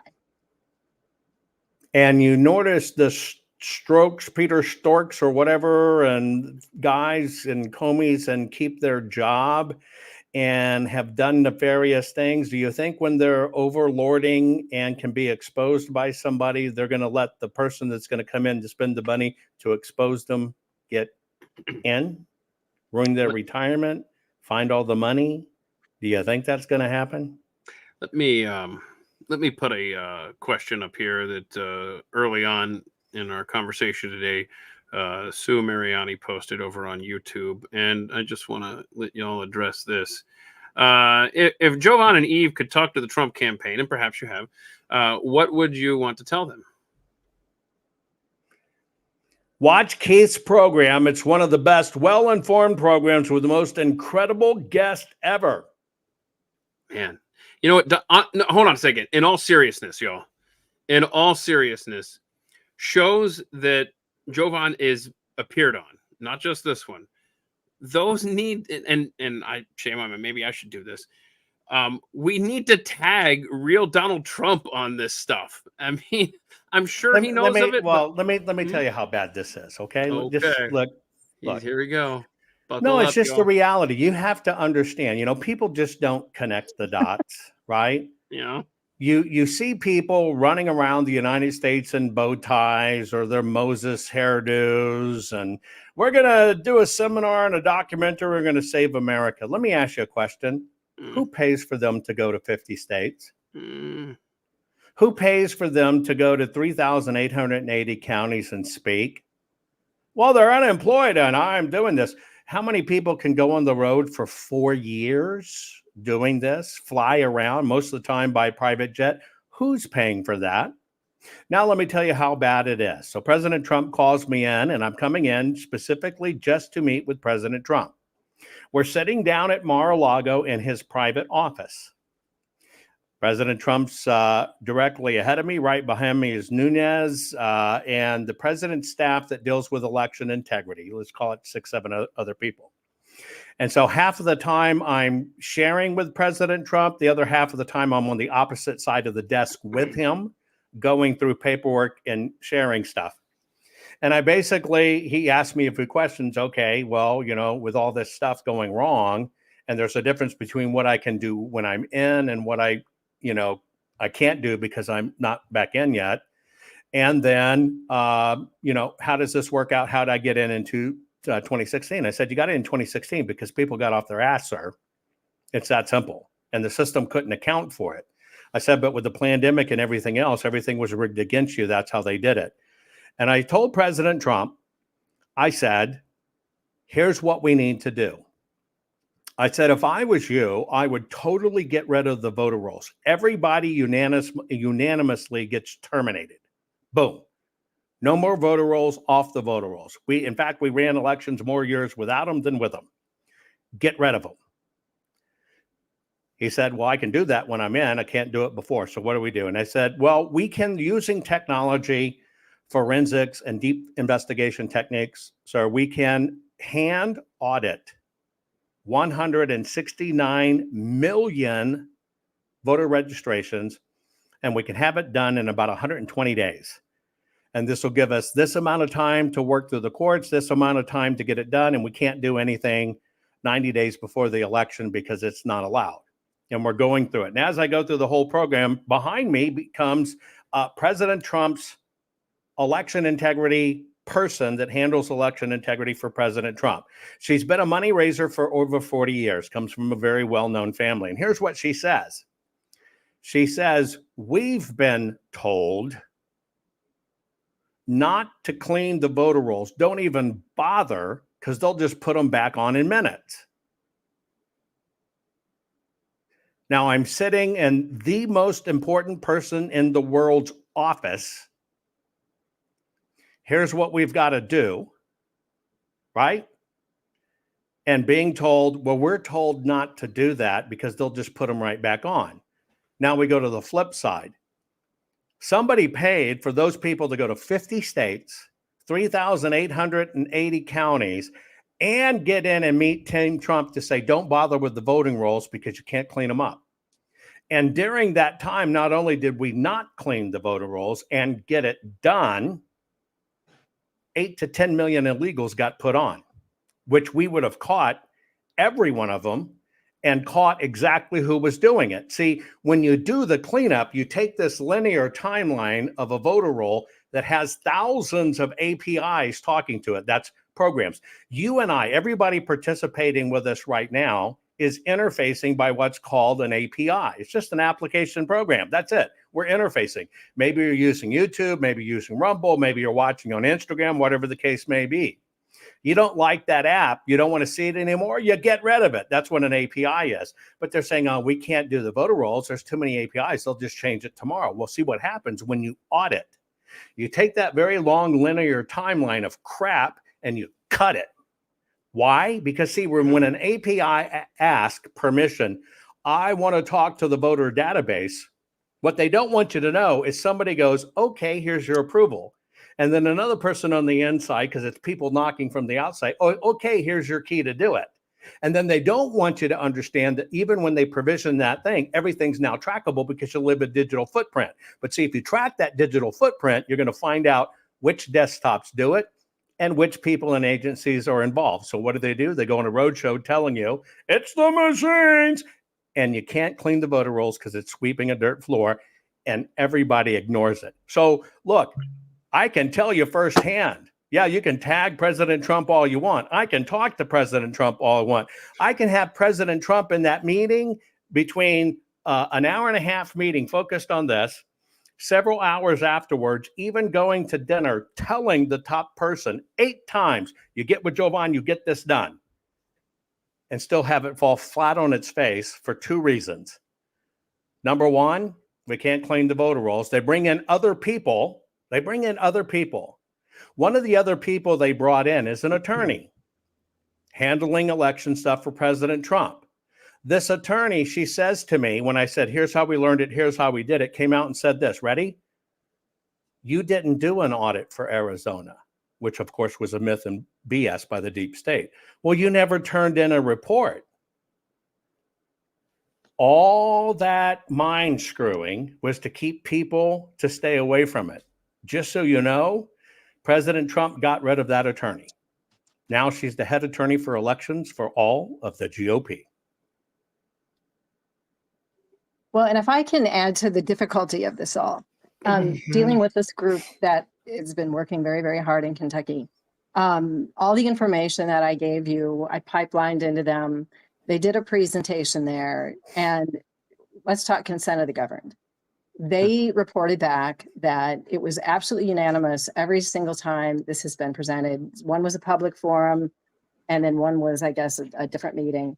But everybody there wanted to change their precinct voting so that they used paper poll books, and they had autonomous precincts where you couldn't, go to these voting centers. So what was reported back to me is the local officials, they decided they didn't either believe the information that was presented that we just showed you, or they wanted more feedback from voters. The real answer is what Javon's basically saying. You have to get these voter rolls cleaned up, but at the same time, you have to shut the eyeballs out of the federal government. Right now, the easiest way to shut down the eyeballs is to go back to paper throughout. Now, Javon, I think you and I have talked about this. I don't have an issue with digital scanners. It's not the scanners. Those are disconnected machines. It's information, non-transparency, and collusion. Keith, here's what she's saying. If you vote in a precinct, the precinct people know you. You vote in your damn neighborhood. They basically know you. You keep it to 500 people to 1,000, right? That's how it used to be. That's where the roll was kept. That's where you voted. That's where you lived. Then they introduced this thing, well, we got to make it more convenient. So they introduced vote centers. So I'll use Arizona as an example, 748 precincts. Now, instead of the people that run the elections for 10 or 20 years knowing who you are, you're voting with your neighbors, your kids probably scout together or cheerlead together, and everybody knows everybody. Well, they got rid of it. Well, we need vote centers. And so they basically took the ratio 20-1, meaning now you got 20 precincts and they go to a vote center. So they started prepping for it. So now you can see it takes a lot more to manage. Then they had the pandemic and they went to total tally centers, 200 vote centers, and you can vote anywhere with no regard to your precinct. You know what the number of that is?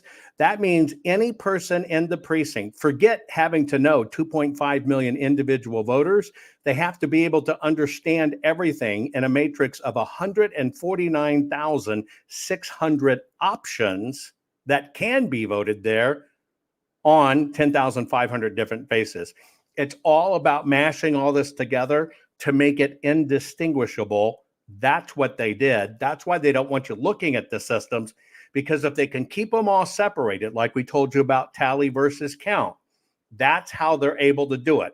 When the fix is so painfully simple, go back to the precinct level, one day voting, it's a holiday, paper voting, no machines, paper count, got to have ID, stick it right at the precinct level, and we can eradicate every bit of this. And the coup de grace would be just to get rid of the voter rolls, because that's their little insurance policy. So you know what? Let's cause them a little crap, make them start from zero again. But now with the information we learned, and we're a lot more diligent paying attention, so they can't do it again.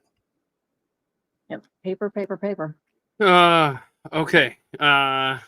Hold on a second. Now, Keith, wait, one thing. I just want to see what I can see the stress. I'm seeing your hair fall out as we're doing this. The stress is so tough. I don't know okay? that has anything to do with this conversation. That's been happening for a while. I want to But show let me you this. tell you, but hang on one second. Mhm. If you don't know how these rat bastards do Sure. it to us, you can't fix it. This is a blessing. You're seeing this and being told this, folks. Yeah. So Don't let this get you down. This is Right. what gives you hopes, because now we know how they do it. But to William's question, so you're saying there's no way to fix this? That's not what I said. Question mark. I said got it said I- the opposite. I said I got it. 100% the opposite. I got it, but allow me to address this before we continue. Let's just say that it doesn't get fixed on any level. All right.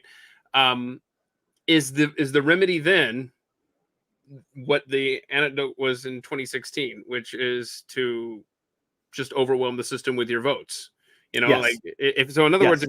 if we can't beat them through fixing the system, then we have to beat them through making sure that we go and vote. And it's unfortunate. It's almost like we're trying to cover the spread, No, you just called it. You hit the nail on the head. We've got to cover the spread.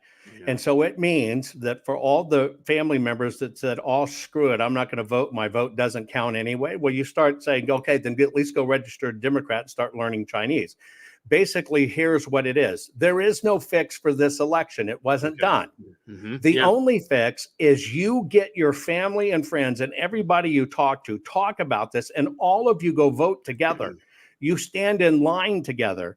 You even document together. I go as far, right? It was William. So William, I'm going to take a guess that your hair is probably not pink and blue.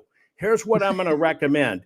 Dye your hair pink and blue. You can either have pink or you can have blue, or you can have half. Wear your tie-dye t-shirt and sandals and go vote. You know why? Let's psychologically muck those guys for a time to thinking nobody's showing up to vote for Trump, and let's overwhelm the system, all of us getting out there, and let's quit identifying ourselves so they can set us up. Don't go in camo. Don't even go in your Make America Great hat. Do what you need to do for yourself, and let's kind of screw with their heads, make them work harder, and we've got to overwhelm the system. So I say, you know what? Be a liberal for a day. For a day, yeah. Well, not you're in absolutely the right. private booth though. In there, you're a conservative. That's right. Okay, But what we with saying? everything you said about overwhelming the system votes is the solution for this particular election. And Keith, back to what you and I had talked about earlier. don't let polls dissuade you or anybody that you know from going. It's crap. Polls are only for headlines. Polls are to influence and mind bend you.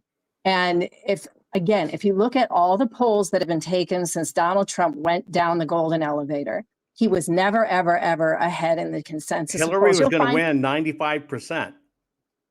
Yeah. Remember that poll? They published Yes. it. Hillary would win by 95%. And if you go to Real Clear Politics, and I highly recommend if you want to look at polling, because they'll put, tons of polling up and they'll pull averages. If you look historically, because they'll put on this day historically what the average was, Donald J. Trump was never ahead, but for one period of time. He was ahead for one period of time. And that was, Keith, do you want to answer the question? No, because you already gave me the answer, and I love it. It was this I'm spring. not going to cheat here. Like It was this spring. It was April, May, going into June. He was ahead by a lot. He was ahead by 5, 6, sometimes 10 points. He was allowed to be ahead in the polls? Why was he allowed to be ahead in the polls? They had to get rid of Joe Biden. Yeah, That's right. It The was polls were all used for a psychological purpose. warfare to it's- crap in the heads. So the Democrats who loved Biden would say, oh my God, they're beating us. We got to change. It's all crapping in your cranium, folks. and It so is. what And so- are the polls saying this time? Like right now? The polls right are now, saying what are they telling exactly you? what I got they the did. answer. I got the answer. Ready? Yes. It doesn't matter. No, wait. No. There's one thing that does matter. Yeah, let her make this The point. polls are telling you that those groups that we showed you inside the government will operate. They are showing you they're going to operate because that's plausibility, right? Plausibility. If they're going to pull that's something the off, answer. it's plausibility. And I think that they are freaking out right now because you're seeing it on campuses breaking deep for Trump. Did you see yesterday? Notre Dame broke like 56-year precedent, and their student poll flipped to Republican for the first time in 56 years. You've got Charlie Kirk. You've got other people out on campuses. There's Donald Trump, just waves of kids. I mean, so that's the Gen X and Gen Z, not Gen X, that's us, the Gen Z group. So now, because, and you've got unions breaking very heavily for Trump. So the polls are tight because they need to operate. But now you know that they're freaking out because now the DNC is putting big money. I heard it's $9 to $10 million into getting people overseas on a UOCAVA ballots, register and try to flood ballots coming in this way. Right. It's- UOCAVA ballots, by the way, don't have to have a format. You don't even have to vote on the ballot. You can handwrite it on lined note paper as long as it comes from that designate on the other side offered for UOCAVA. They have to count it as a vote. And they can it's send it not by email audited. too. I vote for X. They can say, I vote for Kamala. The reality is you cannot believe anything you're seeing. It doesn't Yeah. matter where it is, because the psychological warfare is on both sides. You've got to trust your gut, and your gut is we're headed fast to hell in a handbasket, and you got to go fight for your country. That means get out there. That means you've got to tell your family it doesn't matter what you're seeing in the polls at any time. Even if all of a sudden you start hearing Trump's going to win in a landslide, don't. Everything's a lie. Operate like everything's a lie, and believe in the one thing and the one person you can control, and that's you. Exactly. I was talking to somebody who's in the counseling field today, and he said in the counseling field, you learn to look at statistics and understand that, like what we're talking about, polls can be bent on opinion, on feelings and emotions. And you've got to professionally be able to filter out feelings and emotions and so on and so forth. Well, these are news agencies that run these polls. News agencies now don't report facts, they report narratives. They have no ability to filter out, opinion, like feelings anymore. They're all about feelings. Mhm. Okay. So their polls are going to reflect what they want them to reflect. They're going to ask the people that they feel they need to ask to get the outcome that they want. Look, it's just like the crime statistics came out and said in all 50 states, the murder rate's down.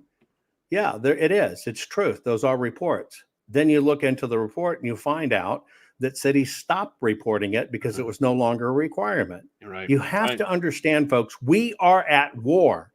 Nothing is real, nothing is true, and expect the absolute worst. But depend on only the one person you can trust, and that's you. So, I mean this sincerely when I say, Jovan, Eve, y'all are intelligent people. And I have a question for you, something else from last night's live stream that I kind of just mused out loud. And I want you to explain, I'm putting you on the spot again. I want you to either explain why this is a dumb idea or a good idea. But I was mentioning how Nebraska decided, we're not going to change the way we apportion our electoral votes. We're going to keep it as congressional districts and not do the whole winner take all as most states do. So it just kind of occurred to me, would that and this is out of the, I'm not talking about voter fraud or anything like that.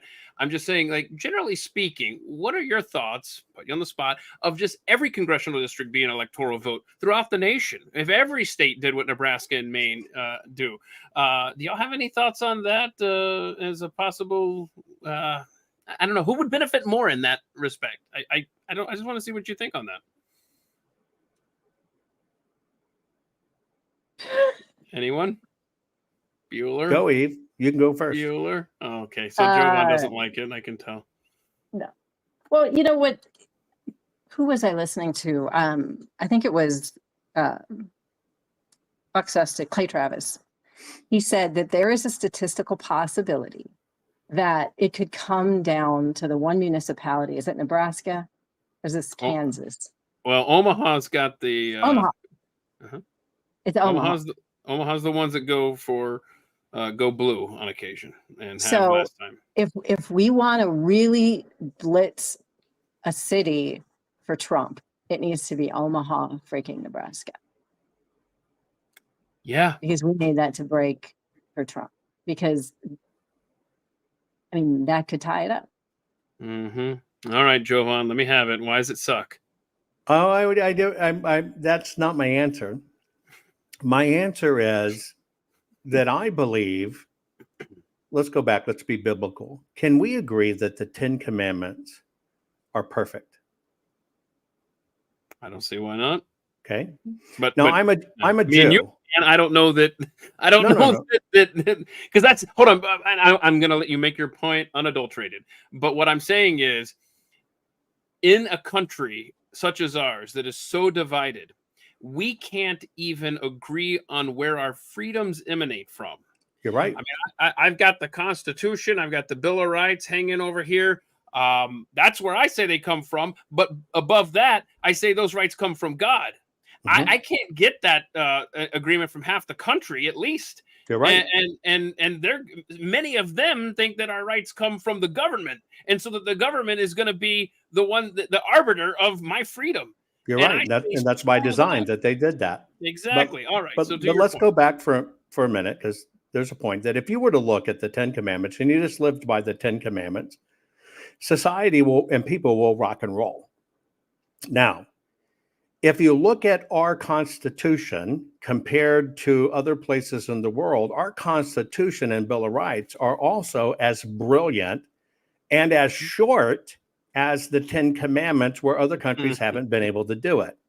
Now, I use that analogy to basically say, I believe that's the hand of God, right? Yep. That you have to understand what the United States of America is. Yes, we're the land of freedom, but you got to understand we're the land that got our asses kicked and handed to us first, because we all left other countries where we were brutalized, oppressed, taxed to oblivion, killed, right, for our beliefs, murdered because we didn't adopt the right things. And we finally said, I'd rather take a risk on the ocean. The most dangerous thing at the time that most people never survived, only about 10% of the people that took ocean trips then actually made it, and said, I'd rather face that than face what I'm facing here. And so they left and made it and created this incredible country. Now, I have to believe That's divine. And so that's the only way I can answer you this about electoral college and everything else. I think how our system was set up was divine. Mhm. And we have to operate within that, but I really have a problem with that. Of course, the systems couldn't see that now we have media and how much the media can play into it and how much the media can sway into it and how many things can be swayed in popularism and this, because it has all now been confused, Yeah. right? Because Yep. you can now be a nationalist and a populist and believe you're doing right for the country, but believe the propaganda, hate Donald Trump and he'll be a dictator, and you will go the wrong way because of that mix instead of absolutism. And there's only one absolutism, and the absolutism, we're voting for the survival of our way of life, Mhm. period. And there is only one candidate, period, right now at this point in time that will get us there. That candidate can only serve one term. He's too old. But give them the one turn, and we got a 4-year crack at least cleaning this up and getting Sure. ourselves straight. So therefore, in mucking with the system or even throwing those things out there, I wouldn't, because we have to focus on what Okay. this vote is really about. And the vote is really about, we're only voting for the continuation of our incredible constitutional republic, and that's it. And that's all you have to vote for. Yeah. That's all you have to do. It's not a popular vote. It's not a woman vote. It's not even a freaking abortion vote. It is a vote. Can we keep our heads above water enough with somebody that at least has been shown that financially we can stay above water? So we got 4 years to clean up the crap so we can get on better footing and fight this, which is still going to continually keep coming at us.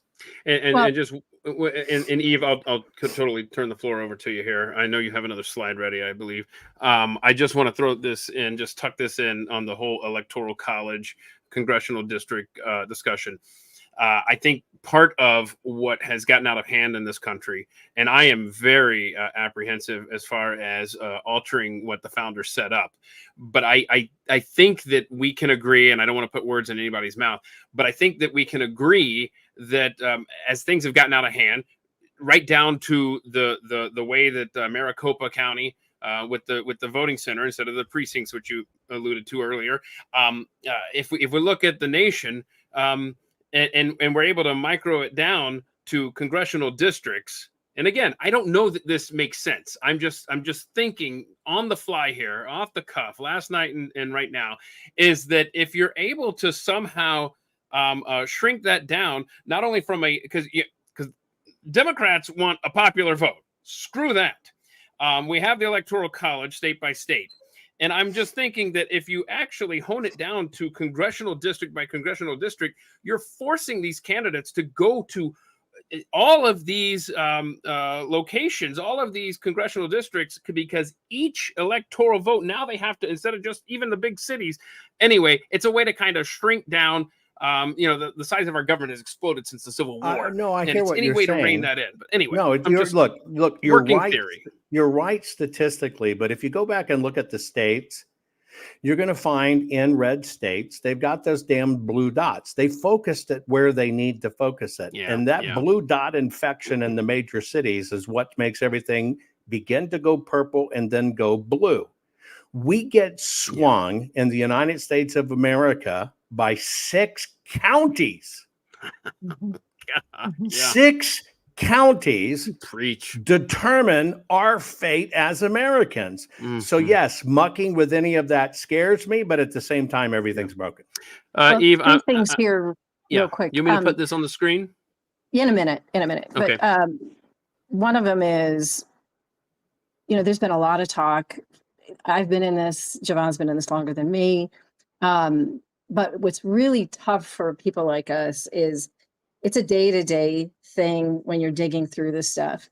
We find movement, we find people and traction 2 to 4 times, every 2 years, every 4 years, something like that. When we're back on your show in November, whether we win or whether we lose, we need to continue to pick apart the system. If we win, we need anybody who's in here. We don't need them to just give us a collective sigh and we did it and walk away.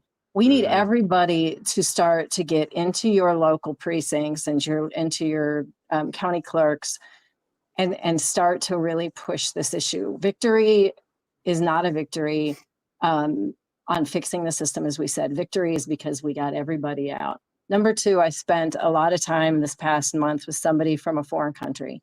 And this person was very clear. Javon has said this over and over again. He said, the way this goes in November, he said, it's just going to take about 6 months and it's coming here. Mhm. And this was not from somebody in a democracy. It was not a dictatorship, but he knew, but for this is going to come here. They understand the writing's on the wall for all of us globally. Yeah, absolutely. And then to what you had said, Keith, the way with congressional districts, how many of you see your lawmakers? Unfortunately, you see them about every 2 years, and that's it.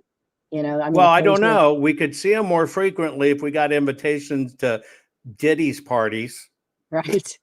Exactly. Look, I honestly, I love y'all dearly, and I can't imagine, just from my perspective, as an American, this is frustrating, this is enraging, this is depressing, and I am just an American out here. Y'all have dedicated so much time, so much effort and energy, and it's got to be frustrating for you that this stuff doesn't get fixed and it doesn't get cleaned up, yet you continue to preach this message that people with power in the ability and in the positions to do something just aren't even paying attention to you. Look, there's times we call each other in tears, unable I to bet. cope. I don't I'm just doubt it. telling you the truth. I don't If doubt it wasn't for the two of us at different times, just being able to let it all hang out and cry and go, oh my God, my children, Mhm. you can't get through it because That's it's nasty. And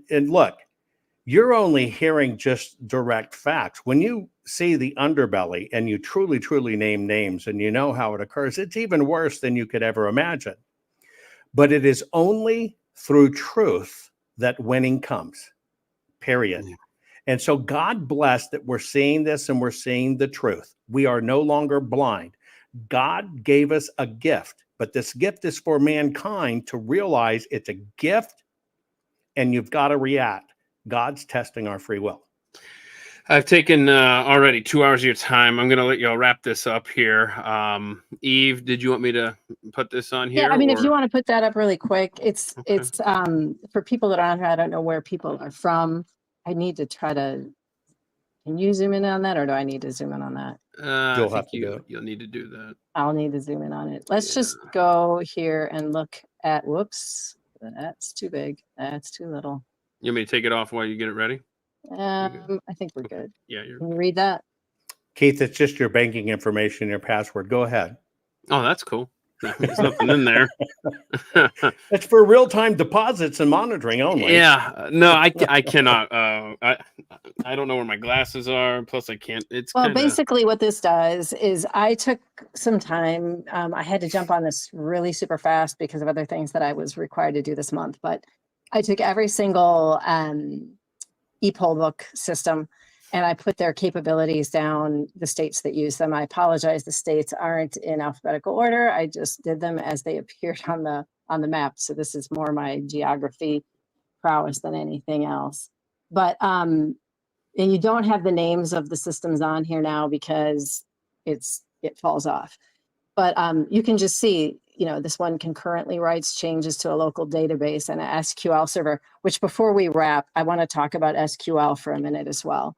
You go down here, connects to Precinct Central Console, web-based .NET application that allows remotely monitor touchpads. Again, these aren't supposed to be connected to the internet, right? They keep telling you that over and over and over. And again, back to the idea that you had Pillow Guy saying, you know, we're going to have these network sniffers and we're going to prove they're on the internet. You didn't. Why even spend the money? We know they are. It's all in their own information. right. This says they run on computer. This concerns me. This one, I believe, these are in-house poll books. Javon, you probably tripped across this maybe in Maricopa. but there are a few states that write their own software and systems. There's very little information as far as security on these, but they just run on off-the-shelf systems. So here again, real-time updates. Those systems through the county services and land are monitoring what's going on, but it doesn't qualify because it's technically not the voting systems reporting out. No, it's outside systems pulling from within that have Correct. been approved by the very officials that are supposed to run this properly. It's Exactly. And remember our last few shows that we did with the EISCC. Go look down this list where you've got AES, 10X, ESNS, VOTEC, VR Systems, Knowink. These are the groups that run the elections. They're the ones that signed off that said it was the most secure election in U.S. history in 2020. Anyway, that's that. You can take that down now. But I just wanted to show people that it's not just that one poll pad that I showed you. It's I'd say It's everywhere. 95%. They're of them. everywhere. Yeah. Yeah, sure. Yep. And Well, then back to the SQL thing. okay. Just again, if I can just, so proud of that book, Javon, everything that you did to get that thing put together. We knew it was right, but there's a few extra things. There it is. There was a video that was kind of shared a bit on X this week, and it caught my attention. Somebody had commented on it with the book, actually. And the comment was, this book was right the whole time. And and I was so proud of that, because that book had mentioned that part of that CrowdStrike system used, what was it? It was another third party with a third party software with a known SQL vulnerability. And there's a quote in the book about Brookings, I think it's the Brookings Institution, talks about how the government will let these things be deployed with known vulnerabilities because they need backdoors. Yes. Right. These are planned. And I'm privy to other security sides of the industry that knows that most of these companies, if they're going to deploy on a Fortune 500 company, they have got to be tight. Like, the last thing they want is a vulnerability. However, obviously they let them go out on these government systems. That SQL vulnerability in the video that I watched, and Javon, I never watched the documentary. I guess it was the Tina Peters thing, which is such a tragic story, but the expert they had on there was explaining how somebody got in there on the SQL database. They showed what they were able to do. They showed that they were able to exit and yet left no login, no password. And we had written about that Right. 2 years ago. Yeah, that's why you And- saw with the CrowdStrike and everything you were showing, they have sidebars running and can do it. All of that cloaks it, but that's also why there were 30,000 anonymous incursions into the database in Maricopa in 2020. Yes, You can and see since something was those- there. It just doesn't leave a footprint to tell you where, unless you get the routers and Splunks, which was the only thing the government, law enforcement, and the senators and House would not let us have. Exactly. And that was going to be my last point on that whole SQL thing, is they said that there was no record of user, no password, anything like that. Since the original iteration of these being deployed, 2016 and forward, now, if you're going to be on the system, you're going to have to be required to have a system that's AI compatible. So not only do you have people that are assessing the data, we showed you the download and the upload, they can pull these files and they can have human beings look at them. But if they need to send anything, or if they need to assess anything with numbers, we've got AI doing it now, and it's completely anonymous, and it's scary as hell. Let me give you a decoding on that, Keith, real quick. When they come back and said, the system doesn't have any names or passwords of who came in it. Do you understand what they're saying? They're saying, yes, there were 30,000 anonymous locations. We don't keep those in our systems because we didn't give them passwords, and they don't log in with us. Those come in through the back door. You'll find them over here, but on our systems, we don't have users and passwords. That's the decoding of their answer. Incredible. It's just, all right. By the way, before we go, I want to make sure that people know where to find you. Jovan Hutton, Pulitzer.locals.com, also at fireaxeacademy.academy. Explain what people will find there as they want to further down this road. Locals is where I can talk frankly and name names, so you can support my work on Locals. Jovan Hutton, Pulitzer.locals.com, because it's not where I'm going to get banned. I give you a tremendous amount of legal documents. I give you the court filings. A lot of them I'll narrate for you, because most people never have the time to read them, so you can listen to them in your car to understand what's going on in the court. To train you on the other side, because poll watching is like teaching you to watch for the, Black Power Party intimidating people in 1960. Even if you were watching something at a polling place, would you know if something was going on? No, you wouldn't. And so we started FireAxe Academy. That's fireaxe.academy, to basically teach you all of these nefarious things they're doing and how they work. So you can sign up there if you really want to understand the inside of the systems, how they do it, and truly become an election expert. That's where you do it. I mean, somebody watching right now may be the keystone that prevents a precinct from falling prey. You better believe it. Be on the lookout, and might change the whole election. That's right. If I may just put a really pathetic beg job out here. Jovan has been a wonderful friend and colleague on this for so many years. He has done an amazing job getting the word out. And I am just pleading that with, the facts that we put out here, that people at the Blaze, whether it's Pat Gray or Glenn Beck or, people within your organization that do, just different research.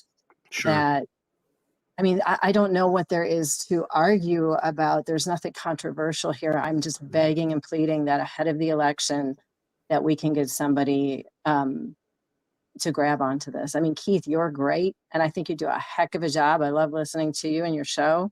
But we've got to continue to push this up the food chain. I'm with you 100%. I would really appreciate, as an American, bigger fish to pay attention to this and allow you, both of you, a platform to discuss this for sure.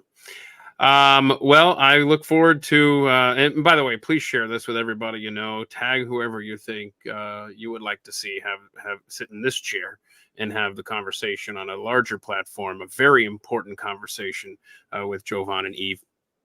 And just please spread this around. It's here. People are voting. This is a 3-part series at this point. We'll do part 4 2 days after the election on November 7th. We'll meet here at 2 p.m. Eastern and continue the conversation. And hopefully we have smiles on our faces and we're not, completely stressed out. That's the hope. But in the meantime, please, as a concerned American, which you obviously are if you're watching this, please share this and make sure that your family and friends and coworkers are awake, and make sure that they do show up and vote on November 5th. Jovan, Eve, appreciate your time as always. Thank you all for spending it with me. Thank you much. God bless you. Thank you. Bye-bye. Thanks, See y'all Keith.